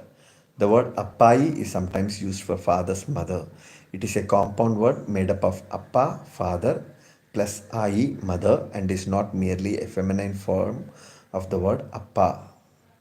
The words akka, akkal, tamakka are most commonly used for elder sister. Akkal is made up of the word akka plus al and means a person who is akka. Tamakka has the usual Tamil prefix tam before a kinship term. All words have, sorry, all words like Annan, Ayyan, Amman, Attan have feminine forms. One would expect a masculine form for the word Akka, especially as we have a form Akkal, but there is none in Tamil as far as my scanty knowledge goes. There is, however, a word used by the Gonds which may be the masculine form of akka. The word is akko or ako and is translated by Gregson as mother's father. The same word was given to me by my Koya informants and is also found in the vocabulary given by G.G. Chenevix Trench in his Grammar of the Gondi language. For younger sister, the words are Tankai, Tankachi, Yenkai, and Tankal. Tankai is a compound word made up of the usual prefix tam and the word kai. Yenkai is also made of yen, my plus kai. Kai means a hand, a branch, or an offshoot. The word thus means somebody who is younger than me, who is a tender branch. Tankal also means my little one. We shall find that some of the words used for younger brother and sister are also used for a son and a daughter. The same words as are used for elder and younger sister are also used for elder and younger parallel female cousins. For female cross cousins, there are many words. For the elder cross cousin, the words are Attangal or Attangai, the daughter of Attai, and Ammangal or Ammankar, the daughter of Mama. Garu or Karu is a plural suffix applied to names to show respect. I found it in the Gondi term Ajikar, used for the elder sister. The other words are Madani, which seems to be a corrupt form of Maitini, the feminine of Maitunan. Anni is feminine of Anna and means the elder brother's wife, who is also the elder female cross cousin. For younger female cross cousin, the words are Machini, Maithini, Kolundi or Kolundial. Kolundi plus Al. Machini and Maithini are feminine forms of the masculine words Machinan and Maitunan, which are already discussed above. Kolundi and Kolundial are feminine forms of the words Kolunar or Kolundan. While Kolundi and Kolundial are not found in older literature, Kolunal, Kolunan, and Kolundan are found in the oldest Tamil literature. In all the older references, Kolunar, Kolunan, Kolundan mean husband. In a later reference, Kolundan is used for husband's younger brother and its feminine form is used in modern times for younger cross cousin or husband's younger sister or wife's younger sister. In Tiruvasagam, the meaning of the word Kolumai is given as luxuriance, softness, tenderness. The meaning of the word Kolundu is given as tender shoot. Vana Kolumaniye, occurring in 6104 or 6, 104 and 105, is translated as the choice, that is Kolu, gem, money of heaven. Vana. It would be better to translate it as sweet gem. Kolu seems to be a term of endearment and could be used of husband and then for younger relatives in law. Kompanar Kolunde occurs in Tirupavai, hymn number 17, and means you who are the tender shoot of all women, as graceful as a young bamboo, and is addressed to a young girl. The expression Maman Mahale, O daughter of Mama, also occurs and means just a cross cousin, though the context in which it occurs suits a younger cross cousin with whom one may joke. The words for male and female cross cousins are sometimes prefixed by pronouns meaning mine or ours. Such words are, for example, Nan Maitunan, Nan Machini, etc. The words for own son and for brother's son when a man is speaking, and sister's son when a woman is speaking, that is for parallel nephew, are number 1, Makan, Makavu, number 2, Tanmulai, Kanmulai, number 3, Anpillai, number 4, Pudalvan, Payyan, Chiruvan, number 5, Pinnavan or Pirankadai, etc.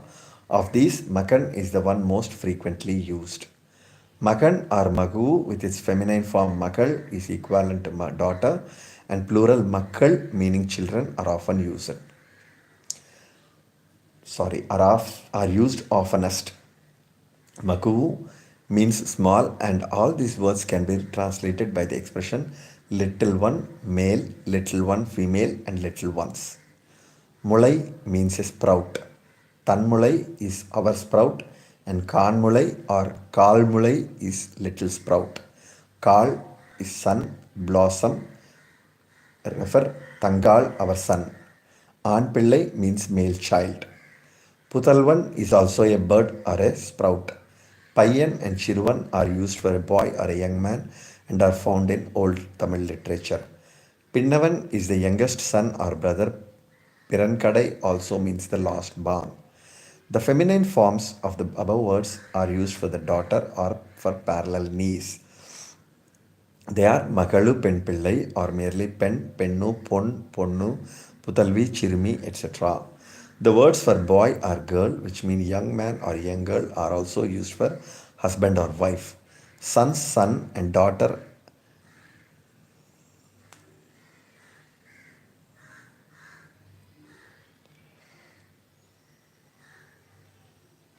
Son, and daughter's son and daughter are called Perthan and Perthi or Pethi respectively. They mean bearer of the name, as generally the name of grandfather and grandmother is given to them. The descendants below these are called Kollu Peran and Kollu Perthi. For brother's child, when a woman is speaking, and sister's child, when a man is speaking, that is for cross nephew and niece, there are two words most frequently used. They are Marumagan and Marumagal. They are also found as Maruman or Marugan for nephew and Marugi for niece. The words Aravade and Alia have already been mentioned. Alia is a Kannada word used for cross nephew. All these words are also used for son and daughter in law. The word maru is derived from a root maruvu, which has two meanings, to be fragrant or to be joined. It thus seems to be akin to the word manam, derived from manattal, which also has the same two meanings. In Telugu, the root is maruvu, and in Kannada, maduve, both meaning to marry. Marumakan and Marumakal would therefore mean son by marriage and daughter by marriage. The same words would be applied to cross nephew and cross niece because they would be one's own son and daughter in law. Another word for daughter in law is nam, our kai, that is little one. It is used in Silappatikaram. It is the same word as for a younger sister or daughter. The terms for father, sister's husband, mother's brother, husband's father, and wife's father are the same. They are Attimper, Mama, or Mamanar. Attimper is husband of Attai, is used mostly among Brahmins. Mamanar, the honorific plural form, is generally used for husband's or wife's father. Mother's sister's husband and father's brother are called by the same terms, that is Periyappa and Chittappa. The terms for mother's brother's wife, father's sister, husband's mother, and wife's mother are the same. They are Attai, Mami, Ammami, or Mamiyar. The term Mami is feminine form of Mama. Mamiyar, the plural form, is used for mother-in-law. In literature, a very large number of terms are used for husband. They are not all kinship terms and mean the beloved, that is Anban, Inban, etc., or the Lord, Iraivan, Sami, that is Sanskrit Swamin, Ishan, or Sanskrit Ishan. The words given below are used at present. It may be noted, however, that there is a sort of a taboo not only against the name of the husband but also against words meaning husband. A woman or a man makes use of complicated terms or a pronoun to indicate the spouse. Some of these expressions are given below. It should be understood further that there is no one word for husband indicating status or possession as the Sanskrit word pati, though in literature the idea is expressed in a few words here and there. Agamudayan and Attukarar mean the master or possessor, that is Udayan of the house, Agam and Attu. I is the Sanskrit word Arya and is but rarely used. Annalan means a person who is Anna, that is master. Manalan is the married man or bridegroom.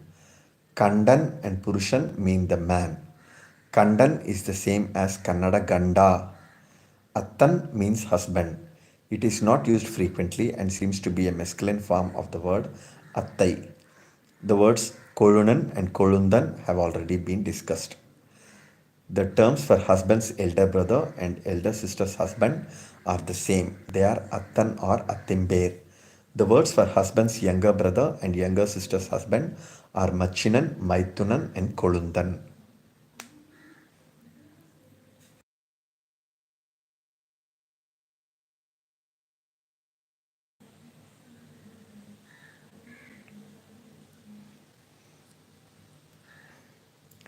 The word Manchan, now out of use, is found in Kambaramayana.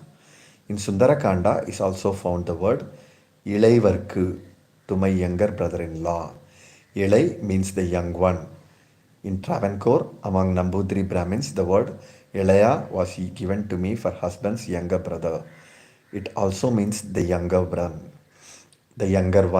The husband's sister's husband and wife's sister's husband are called Anna or Tambi for wife's sister's husband, and the word Shattakan derived from some Sanskrit word and akin to modern Hindi Sadhu is also used.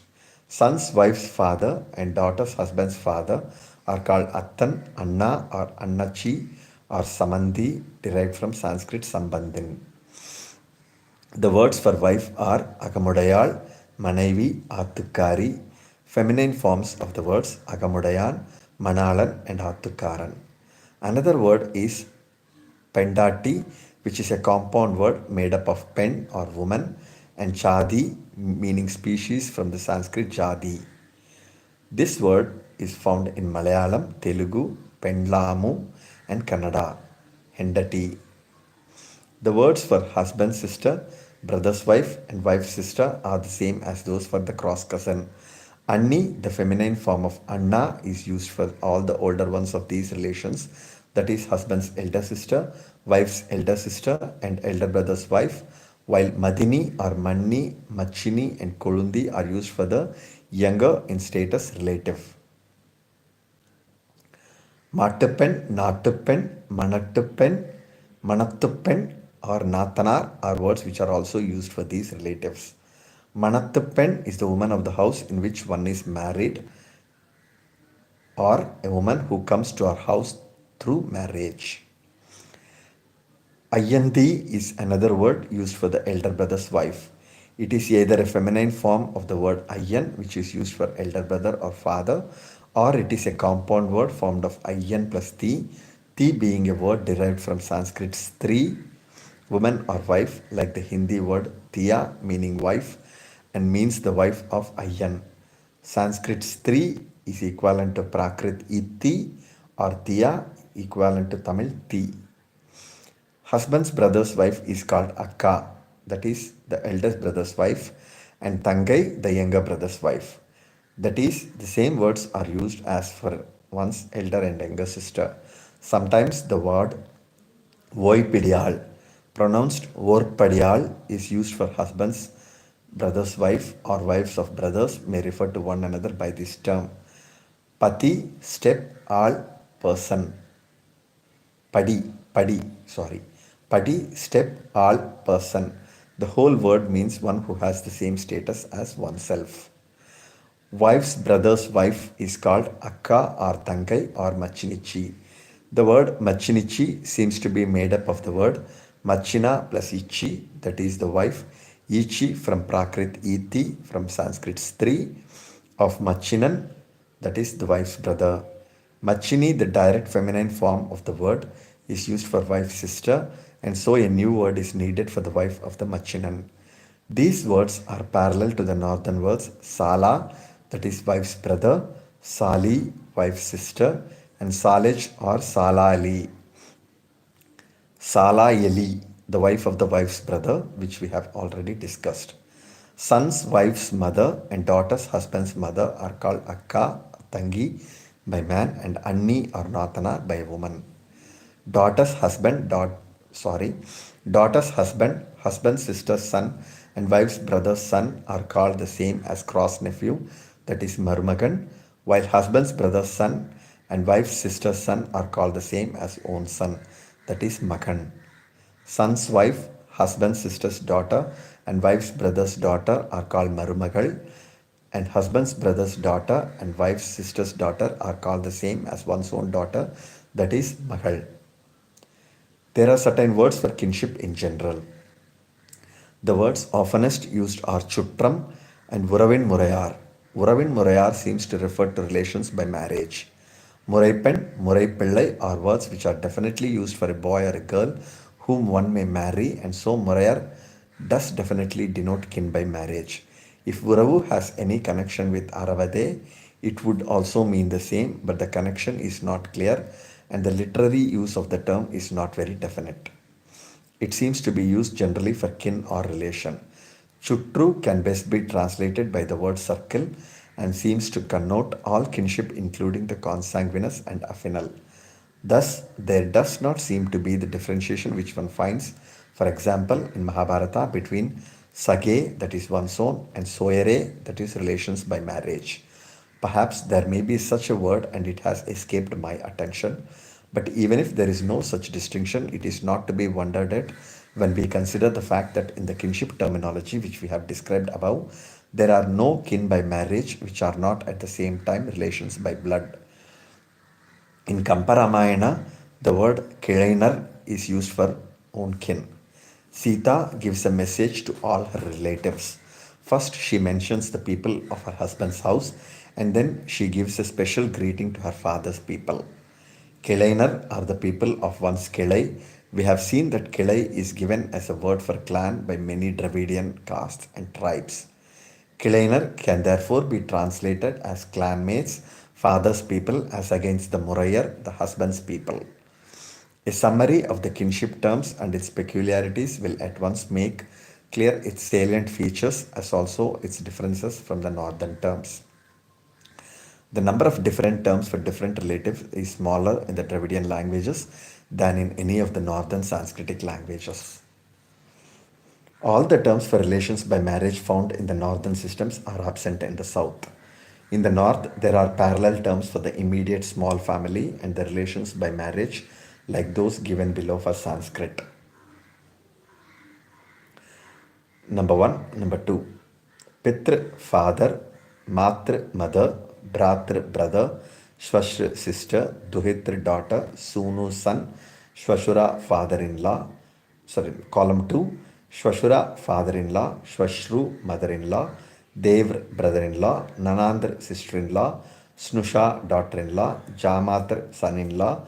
Pati, husband. Patni, wife. None of the words in column 2 can be applied to any relation by blood in the northern terminology.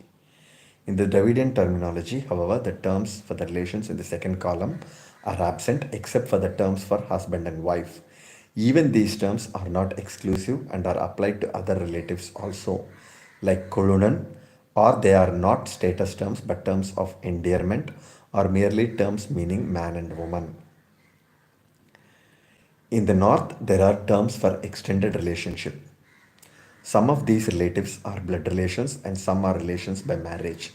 Thus, among aunts, there are two, father's sister and mother's sister, who are blood relations, whereas the other two aunts are aunts by marriage, father's brother's wife and mother's brother's wife. In the same way, two uncles are blood relations, while two are uncles by marriage, that is, they are husbands of the aunts. For all these relations, there are ways of expressions to tell whether they are one's own relations or whether they are the spouse relations. These expressions are found in all modern languages in the north, and the example in Marathi is given below. Column 1. One's own relations. Consanguinary relations. Chulta, father's brother. Chulti, father's brother's wife. Mavshi, mother's sister. Mavsa, husband of Mavshi. Atya, father's sister. Atoba, husband of Atya. Mama, mother's brother. Mami, wife of Mama.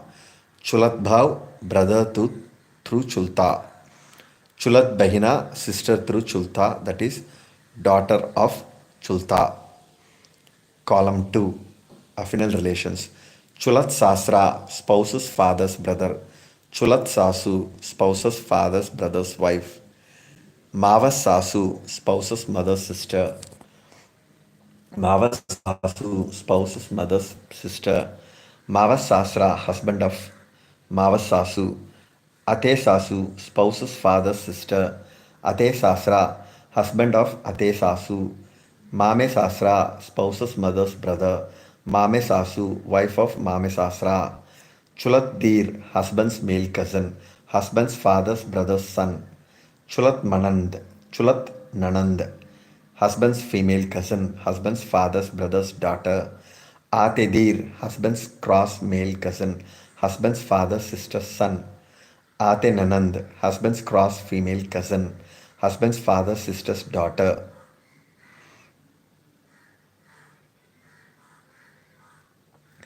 In the Dravidian terminology, we have terms for all the words in column 1. Dravidian terms can be constructed for the second column, but it is not too easy because owing to cross-cousin marriage, the husband's relatives also become one's own relatives. In the Dravidian kinship system, the relatives in column 2, who are aunts and uncles of the spouse and children of these aunts and uncles, would be ego's own primary relations. Thus, if the ego or male marries his father's sister's daughter, then his wife's mother's brother or Mame Sasra is his own father, etc. The man D marries E, the daughter of his father's sister. D's wife's mother, that is C's brother, B is D's father. Diagram is given. Thus, one's own extended family is also one's family by marriage, and so the complete separation between one's family of birth and family by marriage, which is evident in the northern terminology, is absent in the Dravidian kinship terms.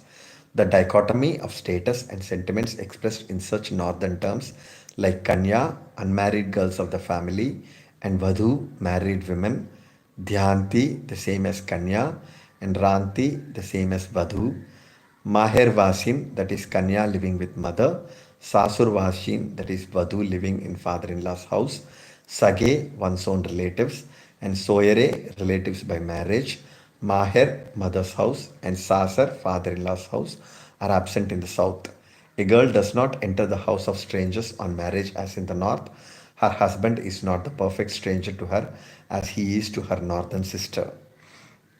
Marriage in the South is not arranged with a view to seek new alliances or for widening a kin group, but each marriage strengthens already existing bonds and makes doubly near those people who are already very near kin.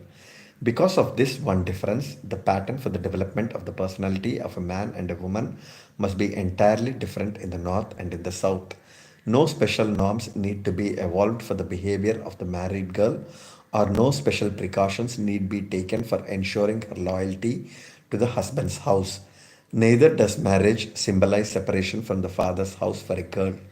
A woman in the south lives and moves freely in her father in law's house. Women are not confined to the house, never to be seen by strangers as in the north. The southern literature is, as already noticed, imitative and in the nature of translations of the northern epics. It is necessary to study folk literature to get a picture of the southern family and the personality development in such a family. Woman is certainly not the weak link in the chain of family solidarity that she is in the north. She may neither need the tender sympathy accorded to a weak person, which we find in the northern poem, nor the hatred accorded to the temptress, the evil genius which ruins the family and obstructs the attainment of the freedom of the soul. The southern man may be more natural in his attitude to women. He is the cross cousin and the playmate of his future wife, not her lord and master. Marriage or sexual life is a culmination of friendships started in childhood. There is also a compulsion in this type of marriage, inasmuch as there is a complete absence of unrestricted choice of mate. I have already described one case in which a man had to marry two daughters, one of each of his two elder sisters, so as not to offend either of them. I have also come across some cases in which a handsome man had to marry an ugly woman because she was his cross cousin, and the parents of a very beautiful girl had to forego a substantial bride price which they could have got by marrying her to a stranger because she had to be given in marriage to a comparatively poor uncle, that is, mother's brother. Marriage in the South is a continuous exchange of daughters between a few families, with the result that for the married couple, all the relatives are blood relations, and marriage merely strengthens already existing bonds without involving entirely new adjustments to new personalities and new situations. Thus, number one, in the southern family, there is no clear cut distinction between the family of birth and the family of marriage, which is the salient feature of the terminology of the northern zone. For example, in the north, no member from the from the ego's family of birth, that is parents, brothers, sisters, and children, can become also a member of his family of marriage, that is parents-in-law, brothers-in-law, sister-in-law, son-in-law, and daughter-in-law. In the southern zone, however, because of the custom according to which a man can marry his elder sister's daughter, the elder sister, who is a member of his family of birth, also becomes a member of his family of marriage, that is mother in law. Number two, in the northern zone, every kinship term clearly indicates whether the person referred to is a blood relation or an affinal relation. This distinction cannot be inferred from a large number of terms used in the south. For example, in the north, Fufi is father's sister, Fufa is her husband, and so the first is a blood relation and the second an affinal relation. In the same way, Mama is the mother's brother, a blood relation, and Mami is his wife, an affinal relation. As against this, in the south, the word Attai is used for father's sister, a blood relation, as also for mother's brother's wife, an affinal relation. Similarly, Mama is used for mother's brother, a blood relation, as also for father's sister's husband, an affinal relation.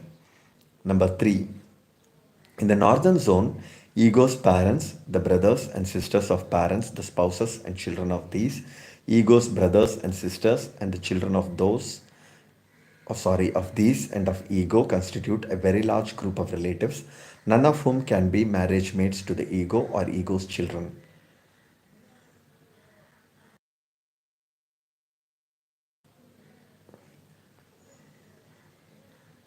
This whole group may be termed the extended family of birth. In addition to these, he will also have a very large number of relatives who will be the blood relations of his own spouse, or of the spouses of his brothers and sisters, or of the spouses of his children. This may be termed the extended family of marriage. In the southern zone, if we constitute a group of relations so as to include all those persons who have been enumerated as constituting the extended family of birth of the northern zone, we shall find that in it there are certain persons who can be possible marriage mates for the ego or for ego's children. Similarly, if we constitute a group of relatives corresponding to the extended family of marriage as found in the northern zone, it will be found that in the southern zone, all members of this group are also the members of the first group. Thus, not only is there no distinction between the extended family of birth and the extended family of marriage in the south, but that those two become identical. Number four, we have already seen that in the south there is no special term for an affinal relative which is not used for a blood relative also, and so the basis of classification of kin must be different as compared with that in the north. As all kin are blood relatives, we have to distinguish between those who are blood relatives only and those who are blood relatives and affinal relatives at the same time. We then get the following two classes. Table A for a male ego, column 1, blood relatives only. A. Ego's parents, father's brother, mother's sister. Item B. Ego's elder and younger brother. Item C. Ego's children. Column 2. Blood relatives who are affinal relatives also. Column A. Ego's elder sister, father's sister, mother's brother, ego's possible parents-in-law. Item B. The daughters of the above, that is ego's possible mates. Item C, ego's sisters, that is whose children are possible mates for ego's children. Item D, ego's sisters' children who are possible mates for ego's children. Note, ego's elder sister appears under column 2, item A and C because she is his own possible mother-in-law as also a possible mother-in-law of his children. Table B for a female ego. Column 1, blood relatives only. Item A, ego's parents, father's brother, mother's sister. Item B, ego's elder and younger sister. Item C, ego's children. Column 2, blood relatives who are affinal relatives also. Item A, ego's mother's brother, father, sister, ego's possible parents-in-law. Item B, sons of the above, mother's younger brother, ego's possible mates. Item C, ego's brothers whose children are possible mates for ego's children. Item D, ego's brother's children and ego's younger brother who are possible mates for ego's children. Note: ego's younger brother appears under column 2, items C and D because he is a possible mate for ego's daughter. That is, he is a possible son in law. His children are also possible mates for ego's children. That is, he is a possible father in law for ego's children. Number 5. It will be seen by reference to the relatives enumerated in column 2 of the schemes given above that one and the same relative appears in two successive generations. Thus, for a male ego in scheme A, the elder sister, who is a possible mother-in-law, is placed along with father's sister and mother's brother, who are similarly possible parents-in-law. She is, however, also a possible mother-in-law of ego's children and therefore appears in the same generation as ego. Similarly, for a female ego in scheme B, the mother's younger brother is a possible father-in-law for ego's children and therefore appears in the same generation as ego. He is also a possible mate for ego's daughter and thus appears in a generation lower than ego. Thus, not only as regards relations by marriage and relations by birth do the northern and southern systems differ, they differ also as regards the arrangement of kin in different generations. There does not seem to be any clear-cut classification of kin on the principle of generation at all in the southern terminology. What then is the principle of organization of kin among Dravidian people, and what is the structure of the Dravidian kinship terminology? It is a very simple principle in which all the relatives are arranged according to whether they are older or younger than ego without any reference to generation. This will become clear from the following peculiarities of Dravidian terminology. Item A. There are no words for brothers or sisters in the Dravidian languages. There are words for elder brother, elder sister, and younger sister. One would say in Kannada, for example, such and such a person has four Anna Tamanderu and two Akka Tangeru, four older and younger brothers, Anna Tamma, and two older and younger sisters, Akka Tange. The ego's brothers and sisters are grouped into one older than ego and two younger than ego. Item B. We have already seen that a number of terms are used in common for number 1, the father and elder brother, Anna, Ayya. Number 2, mother and elder sister, Ai. Number 3, younger brother and son, Pirkal. Number 4, younger sister and daughter, Pinnaval. Item C. The meaning of many of these terms does not seem to be father, mother, sister, etc., but an older respected male, an older respected female, a male who comes after me, that is Pin, and a female who comes after me, etc. Item D. In consonance with the indeterminate connotation of the terms and their arrangement relative to ego, into number 1, those older than ego, and number 2, those younger than ego, we have the further peculiarity of the terminology that the kinship terms are prefixed by words meaning mine, tam, example, tamanna, tamakka,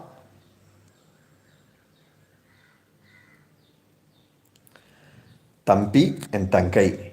This prefix tam is absolutely necessary as it groups the kin with reference to the ego, the speaker. Therefore, the principle of organization of kin in the South is that the center point of reference of the whole kin group is the ego, and all the relatives are arranged into two primary groups. Number 1, older than the ego, and number 2, younger than the ego. Number 1, elder brothers and sisters, parents, brothers and sisters of parents, older cross cousins, older parallel cousins. Number 2, younger brothers and sisters, younger cross and parallel cousins, own children, children of brothers and sisters. We can call all those in the category older than ego as Tam Mun relatives. Tam means self or me. Mun means before, that is, all those born before me. In the same way, the category younger than ego can be named Tam Pin relatives. that is tam means self or me, pin after, that is the people born after me. All these are blood relations and some of them can become also affinal relations of the ego. We have seen that the rule governing all marriages in the South is clan exogamy. Another rule which emerges after the analysis of kin organization given thus far is that a man or ego, a man can marry a woman from the Thumpin group provided she is a child of the Thammun, that is older than ego group. In other words, he can marry number one, his younger cross cousins who belong to the Thumpin group, younger than ego, and who are children of the cross uncle Mama and the cross aunt Attai who belong to the Thammun group. In the same way, he can marry his elder sister's daughter who would belong to the Thampin group and is the child of the elder sister who belongs to the Thammun group. This marriage arrangement also explains why a marriage this marriage arrangement also explains why a man cannot marry his younger sister's daughter, for the younger sister herself belongs to the Thumpin group where children are barred for marriage.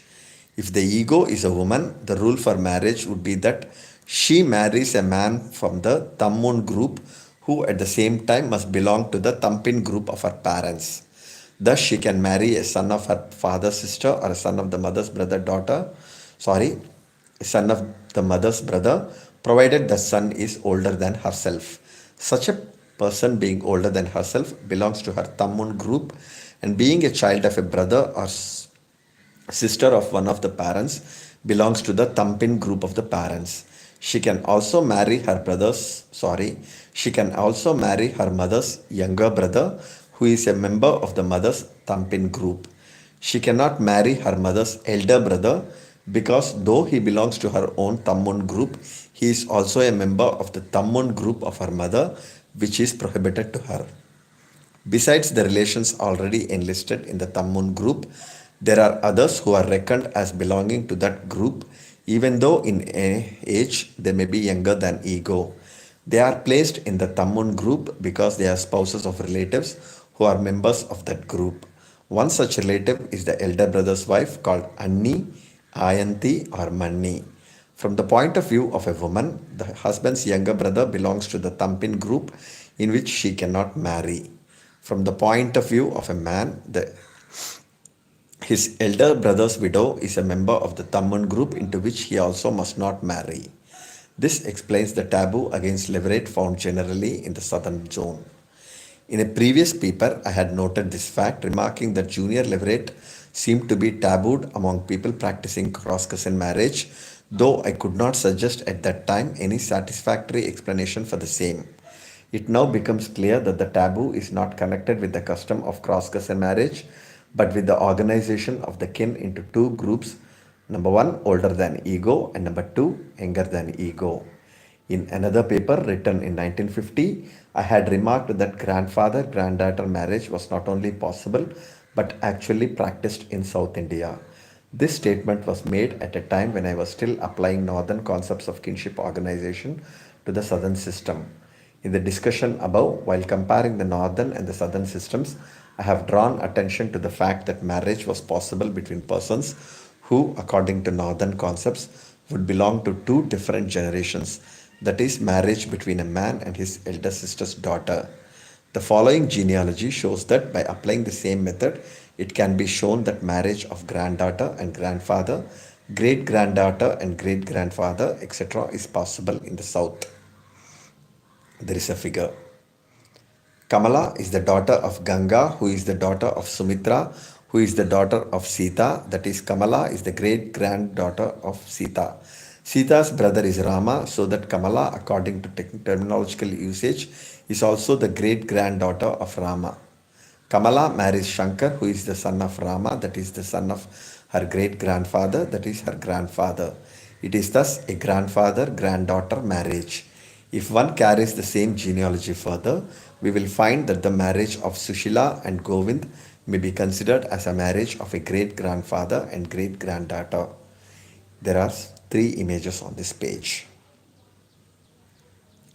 Sita is 5 generations removed from Sushila. She is therefore Sushila's great great great grandmother.